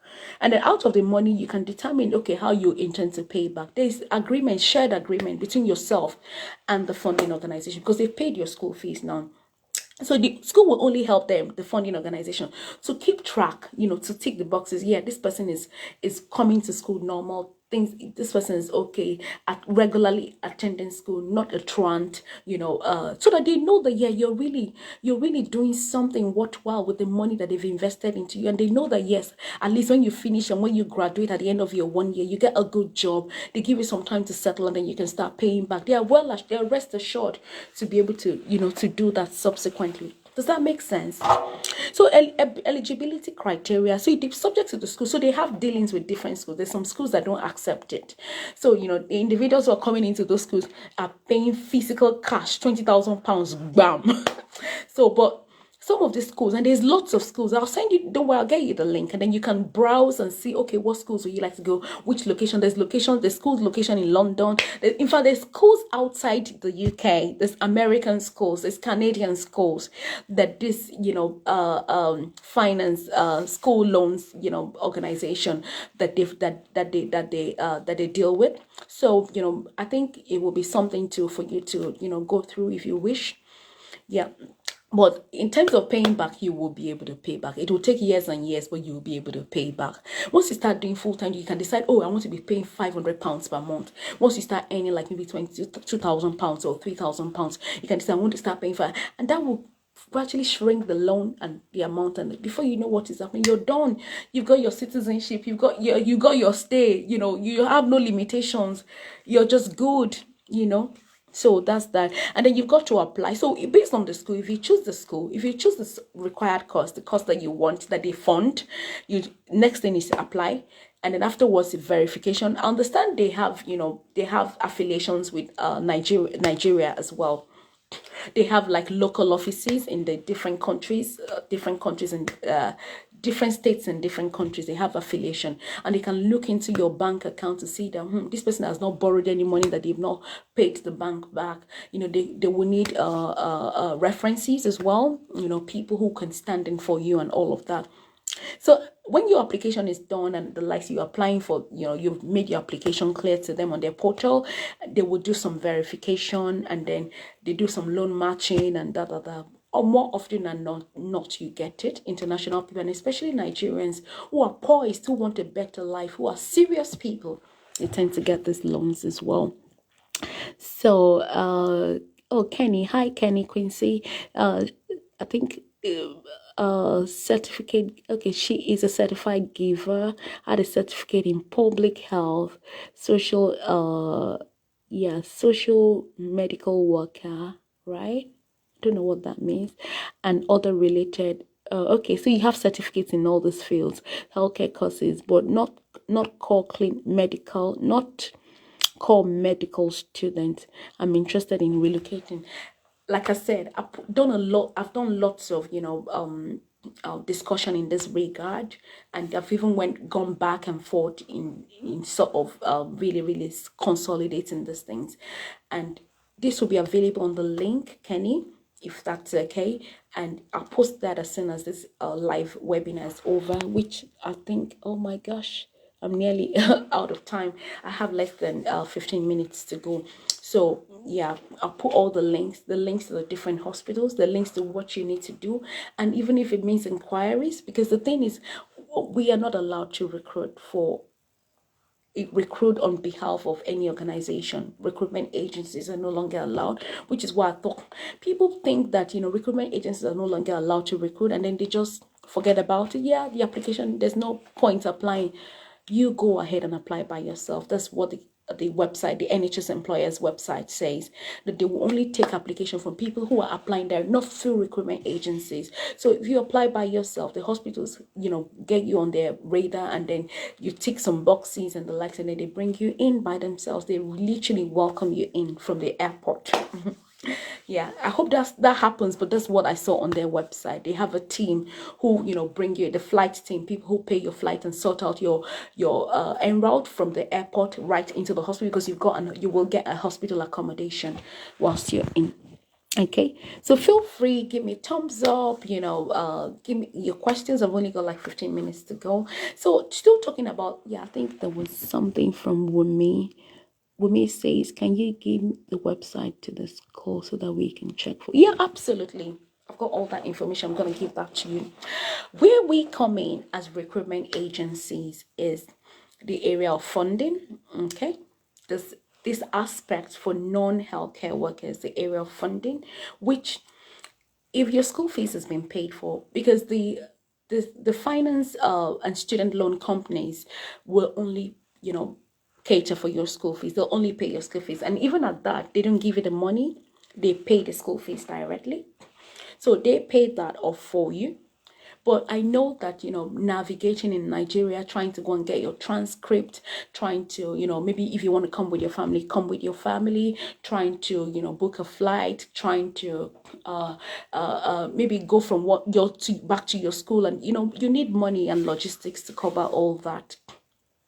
Where we come in is the process of, as long as you got in your admission, you've got in your visa, because that is important. You need to have gotten your visa and then your admission letter. You need the admission letter to even apply for visa in the first place. So once you've gotten your visa to come and study that your school fees has been paid for, the funding has happened and all of that, where we come in is the extra bits in terms of getting your flight. Okay, we can book your flights for you. We can, in fact, if you want, we can actually do your application for you, your application for a visa. So you deal with the school directly. Once they've given you a visa, once the school has given you the letter of admission, the letter to say that, yeah, you're welcome to come and study a postgraduate degree in so and so based on your choice. And, you've got the finance company involved to help you to provide, what's it called, the fund for your school fees. Not like we apply for you on the gov.uk website. We can pay for your visa application fee. That's what I was saying. We can pay for your visa application fee. Thankfully, there's no longer need to pay international health surcharge. So good one. So we can pay for your visa application. We can book your flight. We can get your accommodation sorted, especially if you're coming with your family and you need somewhere, we can get your schools ready for your children. Just to let you know, if you're coming with children, you don't need to pay any school fees. Education is free to whatever year, apart from university, but education is free to whatever year that your children need to go to. So we can assist with, getting the council and getting a school for you, getting accommodation for you, getting you your flight, even picking you up at the airport. That's where we come in to, take all of that stress off, because we know you're already stressed. So we can take that off you, and we only do that at, some small amount of interest. So if you're interested in that, so school, the finance people, the student loan people pay for your school fees. We deal with the other costs of, the logistics, or maybe getting a TB, all those things that you do in Nigeria, get a TB test. I think that still happens for people who are trying to, and then pay your visa fee, police clearance and the likes. Once we've got all your information, and then we've done some bit of eligibility and credit checks as well, we can give you that fund and help you to proceed or pursue your admission further, and your application further. And then of course the airfare, the moving you from the airport, because the distances are quite massive in this part of the world. You could be needing as much as £400 to go from the airport to your school location. Those sort of things, a lot of money, especially if you convert from Nigeria into pounds. We are more than happy to sort that for you. And like I said, we have our rates. If you're interested, do kindly, send us a message on the WhatsApp. But so that's the thing. And like I said, the finance opportunity is, most people going to school here, even Britons, are on finance. So you're not alone in this sort of thing. You're not alone, no matter how much it is. It gives you breathing space. It gives you flexibility. It gives you opportunity to live your life by the day. And, even as you're going to school, you're working, you're able to work, you're able to make ends meet. You're not pressured in whatever aspect. It's funding, and, all of this finance option is like commonplace here. That's literally what it is. It is commonplace here in the UK because the monies are exorbitant. And if you keep thinking about the money, my sister, my brother, you will remain in Nigeria. Years and years will go by. And at the end of the day, you can't even find your worth. You cannot find your worth. You can't find your life. You can't find yourself. Like it's wasting away. Like I said, each day that passes by is a potential to generate you something substantial, something good value for what you spent time studying for in the university. Whether maybe working as a care worker or whatever here, because you can, whilst your work is schooling, you can do a care worker. And that can be, in fact, I've got people who migrated, who use that route to migrate as well. So there's lots of opportunities. Do not give up on yourself. I don't know if there's any more questions. Okay. Okay, what if I get admission to an undergraduate degree? Undergraduate are often very difficult in terms of the funding because most of your undergraduate degrees are like 3-4 years, and if they have to give you funding £20,000 per annum per year, that's a lot of money. That's a lot of money, not just for the company to give you, but for you to pay back. That's really a lot of money. So that would take like maybe almost a lifetime for you to pay. And you don't want to stretch a payment for that long. So I suggest, they still do, but that'll be a lot of strain. That'll be a lot of strain rather than just taking the £20,000 for 1 year, which is a 1 year course. And yeah, this £20,000, give me 5 years, I'll be done with it. That sort of thing. So, what if, yeah, I think Leah is saying, what if, okay, will I also with the other logistics? Will you also deal with the other logistics? I don't know what you mean by the other logistics, but I suppose I've covered it. Like, this is what, but I suppose I've covered it. Like all the, if you want to get your ticket, if you need to, visa application fee, we're happy to sort that out because like I said, I know that the cost of conversion is a lot. Converting the money and all of that is a lot from Nigeria. So provided you've got admission, you've got COS from the school, and it says that you should go ahead and apply. When you've got that from Home Office, chances are that you will be given, you'll be given your passport will be stamped. You'll be given visa. And then we can sort the rest of things out on its way. So Modibo is saying, what's your WhatsApp? So my WhatsApp number is on the YouTube page, on the Facebook page. You can privately message me what your peculiar circumstance is, and one of the members of my team, of course, different people are doing shifts right now, and I'm supposed to be at work, but I took today off so that I can do this. So I'm doing this like on a part-time basis. But somebody will be in touch with you, hopefully within 48 hours, to give you the, like I said, I'll give you all the, there's going to be loads of links that you'll be needing to explore after now, for the finance, for the NHS hospital, for the nursing and midwifery, for people, the person who is a pharmacist, and then the person who is a perioperative nurse. I've got all of that. So what I'll do is I'll just need to make a few inquiries. I've got people who emigrated from, is it EMI or immigrated from Nigeria into the UK, and they are perioperative nurses right here in this hospital, this NHS hospital, and I'll just find out how they go about it, and if there's any nuggets, anything you need to pick up. So do you fund PhD also? No, like I said, the finance, the student loan companies do all the funding. They pay your school fees. We just fund other aspects of application, flight ticket. Once everything is all sorted, you're about to come to the UK and you're looking for money, because that can be, and sometimes school is about to resume and people haven't got money to start moving or to process their flights and do all of that. But we can do those things for you, because we don't want you to miss out. But of course we charge a fee, but that will also be subject to your eligibility as well. We need to carry out a few eligibility checks basically. And then, will the admission also allow you to bring, yeah, absolutely, you can bring your family, not just your kids. A family, not like your immediate family, like you're married and then you got children, come with them. School is free for your children. They don't need to pay anything. We can work that out for you. We can work out your accommodation for you, and then we can work out your picking you up from the airport as well for you. Okay, because I know, like I said, converting that naira into pounds is a lot of money, but we can easily sort that out for you, and it will be included in your package, which you will pay up very flexibly.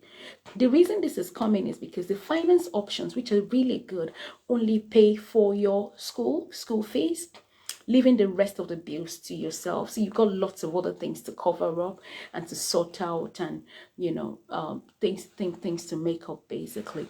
You're getting to the end of this webinar. No, okay, no, what I mean is, do you loan company fund PhD? I don't really understand what that means. Does your company fund PhD? It's the finance companies that fund the postgraduates and the masters. They fund everything. But like I said, it's subject to your availability. It's subject to the availability of the courses from the school. So if the school has got an affiliation with the finance company, and the school has got courses that the finance company funds, they will sort it, and they will sort everything. And it doesn't matter where you are, they will sort it as well. My phone is my battery is getting low. I'm just going to, because I need to wrap up this presentation really well. Oh gosh, I wish I had more time. I'm going to have to go and pick up my kids very soon. Don't know if this works. Okay, I'm just going to hold it. So I hope that makes sense. Is that Victor who was asking? Yeah. I hope I was able to answer that question for Victor. Yeah. And then okay. So if you've got kids and husband, absolutely great. And the good thing is that your husband will be able to work full time whilst you work 20 hours per week. Your husband will work full time. So even helping to cover up all of that expense, all that bills that you would have accrued by the time you get there. So that's good. So I have a student loan, guys, who are willing to pay for undergraduate and as a transfer student. Transfer student, if this works well. Okay, yeah, try it out, try them out. Just see, whatever you're doing, credibility is important. Make sure you're not getting scammed. Honestly, make sure you're not getting scammed, especially if you're in Nigeria.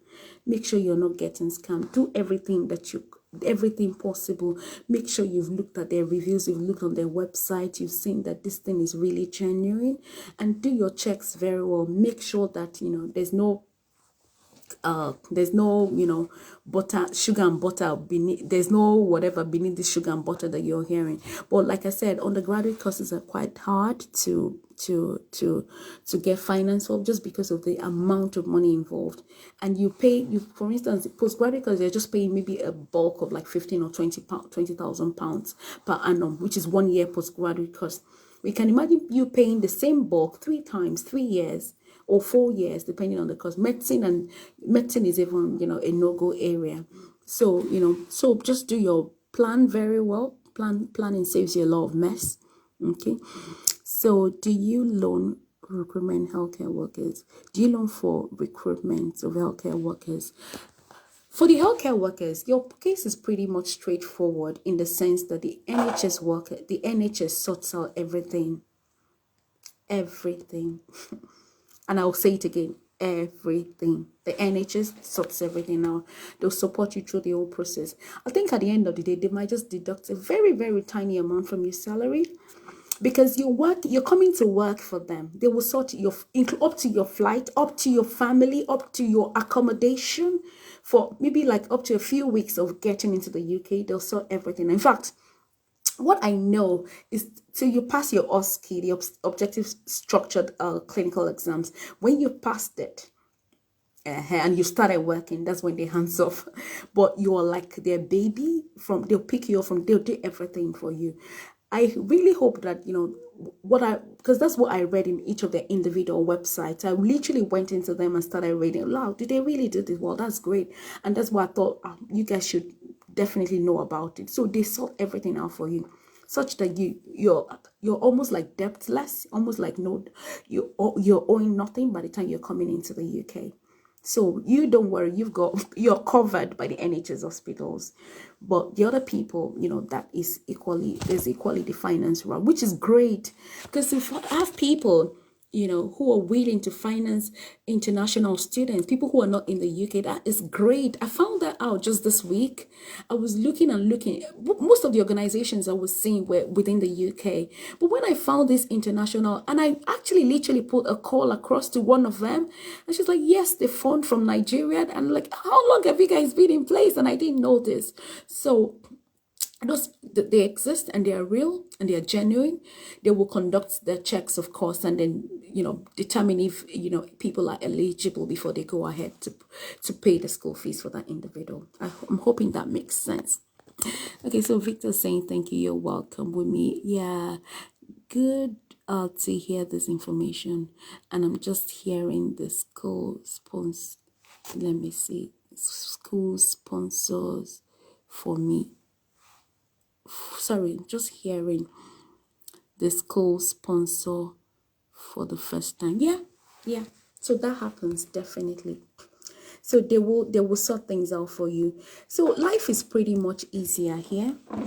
I think a word of to just let me see session with you. Yeah, what you'll do is if you Modupe, if you kindly send me a WhatsApp message on the company line, it's on the on this Facebook page. And please, everybody who's if you've gotten or benefited in any in any respect from this webinar, which has been a good investment of time. I told you it will be worth it. If you've benefited, please like this Facebook page, like it. I'm going to put my YouTube whatever link as well, so that all of these discussions that we've had, because I think I find it more. I find it easier to put links on my Facebook page or my YouTube page. You put all the links, all the descriptions and the like. So I'll do that, and then you can, just go dig out those information. Please like my YouTube page, like my Facebook page, follow us on YouTube. Instagram, the page is not active for now. I think it got locked, and I've not been able to reactivate it. All right, yeah. So because if Olakomi saying sorry if I'm calling your surname instead of your first name. Big is saying because it just feels like it's better to get a loan to get a COS and then pay whilst you work. Absolutely. It's good. You see, time is money. Your time is money. Each day, like I said, and I'll still keep saying it, each day that you're potentially spending in Nigeria is costing you money. Time that you could potentially be developing yourself. You could potentially be making more money. You could potentially be giving yourself a better life, giving your children a better life, better exposure. You meet better people who are thinking better. Like things you've always wanted to do. This is an opportunity to begin to plan it and begin to invest in the direction of the future that you want for yourself. I bet a lot of us, when we stepped into 2023, we wanted, oh, this is my year. This is what I want to do. This is what we had all of those planned out, but somehow the country that we're in is not enabling enough to be able to actualize our dreams. So this will be a very good platform for anybody to maybe start up something. Do the application, get your transcripts from your school, make sure you have references ready, do your they always want you to write your purpose statement of purpose. Do it, make it very, very, convincing. Write a very convincing statement of purpose. You will get the admission. Like I said, their people are not reading, and most people who are even trying to read, they are on loan. The parents they cannot afford the loan, so the child is working, who is in uni, maybe first year, they're working and paying their school loans at the same time. So the loan company has paid for it. So it's like I said, it's a norm. It's become a norm. It's become a norm in the UK and all of these Western countries to go to school on loan. So you're not alone. You are not alone. It's the same. It's the same feel really. But the peace of mind, it gives you peace of mind, flexibility to pay back, and you have a better life, and you're developing your mind in the process, isn't it? So I've got since you guys are going to school to work, I think because it feels like Yeah, so yeah, you're going to school and then you're working, so that's good. That's better investment of your time. And if you've got, if you're married and you're going to go in with your married partner and stuff, they can work full time, unhindered. So, and they can do care work and they can do bank work, and they can do all that full time as well. So yeah, I'll send the YouTube page. Thanks, Victor. And is it possible to drop your number for me? Yeah, absolutely. You will find, once I close this page, you'll see it Imperial as you see the WhatsApp mobile. So if you drop me a message and we can get back to you on that. So like I said, the whole intent is to get you to understand that there's a better life, begin to see beyond where you are, and it doesn't matter what it is that you're faced with. And I've been there. I have been there. It was really tough with even just two children. Even when I had a child, it was really tough. I had to do two jobs, work in the day and then work in the evening as well. Get back home, I'm really tired. There's no light. It's frustrating. And then only to come here. You come home, there's light. The children have free schools. You can do whatever you want to do. Look at how much the rate of the pounds to a naira is, for instance. It's very disheartening. But on the other side, people who are overseas are happy that, oh, the rate's changing. Oh, wow, that's more money and all of that. But I know how difficult it is for people back home. So, the earlier the better. You're wasting away. I'm sorry to use that word. You're wasting what you can potentially become by hanging around in Nigeria and not taking steps towards leaving Nigeria. Okay. So personal conversations, yeah, probably, but like I said, that'll be subject. But I think I prefer chats and emails. I do my emails a lot. You got my email address on the Imperial info at imperialaccessrecruitment.com. So that is because talking takes a lot of time. I'm literally in between different things. I've got different commitments, and I've got someone who can stand in, but it's just that they are not available all the time as well. So I've still got to do a lot of work, and I'm working. And like I said, I'm a GP as well. So I don't know how that is going to go. Sorry if that doesn't sound very good enough for you. But more than love charts, I love to do charts, and then emails. I'll give you all sorts of things that you want to just send me on any of those two platforms. That's better for me. Okay, Wumi, I hope that's okay. And then is there a link for the for COS for healthcare workers?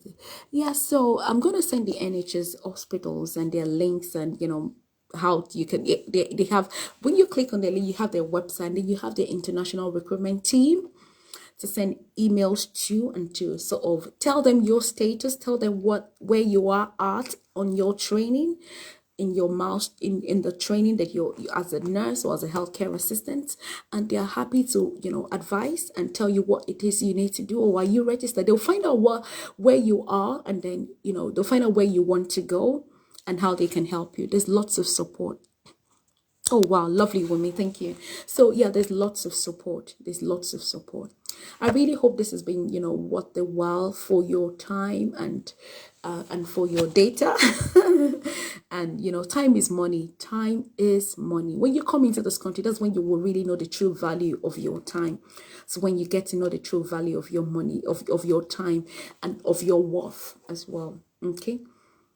And having said all that, I really want to, use this opportunity to say thank you so very much for all the people who have privately messaged me, who have, liked this page. Please don't leave this webinar until you've liked and followed my page, Imperial Assist Recruitment Agency. Please follow us. We'll bring in more interesting stuff, things that is what you explore, that it's what exploring for you who are still there in Nigeria. We'll bring in lots of insights into immigrating into the UK and getting the best and becoming the best youth, delivering your best value. We'll bring you lots of those content, and of course get on my YouTube page. I'm going to leave loads of link at the end of this webinar, maybe hopefully within the next few hours. I just need to sort things out and arrange them neatly, and then signpost you appropriately. This is what you do if you're this is what you do if you're this.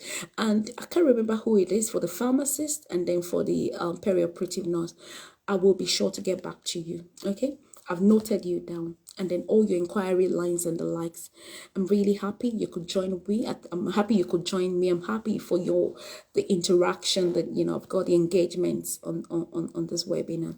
Thank you so much. I'm all yours sincerely.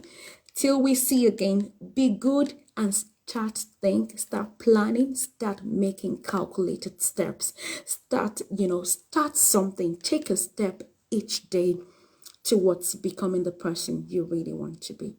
And especially for your children, if you've got children, give them a better feel, a better life. Thank you so much. Thank you, Biggie. Thank you. Thank you, Victor. I know it's annoying. It's really annoying. It's frustrating. It's everything that you can talk about. And that's what we're passionate about.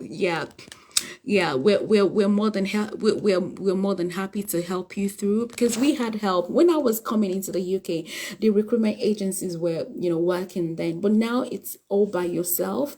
But we're happy to sort of put you through in terms of what you, and that's what I'm doing. That's the essence of this webinar, to say don't give up, don't lose up, don't back off on your plight, to want to do something, make a difference, or do something with your life. The hospitals are getting you directly. All right. So yeah, lovely. Thank you so much. Thanks. Thank you. Thank you, Mohammed. Thank you so much. I can see all your thumbs up. I really appreciate your time. I really trust that it was a beautiful investment of your time. So what I'll do is give me some time. This webinar will still remain on Facebook, and then subsequent I'll move it over to YouTube, and if I can get you to like the page as well. Thank you so much. Thank you, Yusuf. Thank you, Ken. Oh, wow. Wow, yeah, thank you, Ken. Yeah, that's the WhatsApp number that you're seeing on the Imperial Access Recruitment page. I think I know Ken, if it's the Ken that I know, Ken Agbi. So a PhD holder, any less than. Gosh, that's terrible. Terrible. And that money, you could potentially earn that money within a week, even with 20 hours a week. You earn even more. You earn more. So, guys, I want you to do everything you can. Don't just finish from this webinar and then go back to status quo. Start to take tangible steps each day. Each day, tick the boxes. What do you need to take? You need your transcript from school. You need to start getting references. You need to start being well behaved so that they can give you good references, because you need all of this to make a move. You just need to make a move. You need to make a move and change the course of your history. Otherwise, 10 years, 20 years will still pass and you're still back. So the distance in where we are now, where we're headed, or where we're meant to be, is the steps that we take. So I want to admonish you, take the steps you need to take. It might be bitter. It might be bitter. Yeah, it might be bitter, but you will get sweetness at the end. That's it. It might be bitter. The sweetness, just like bitter leaf. You get sweetness at the end. You get sweetness at the end. Like, I'm really enjoying. My kids are in school now. Free school, free meals, free everything. So do everything you can. Do everything you can. All right. Thank you so much, everyone. It's really been amazing. Thank you. This is the first edition. I'll do more. That'll be maybe subsequently on YouTube. I'll do more. Like my page. I love you guys. Be good till we see again. Just be good. God bless you. Bye. Bye, bye, bye. Thank you. Thank you. I'm gonna leave. Thank you so much, guys. Thank you. Thank you. Thank you. Thank you. All the best. See you guys as well. Bye.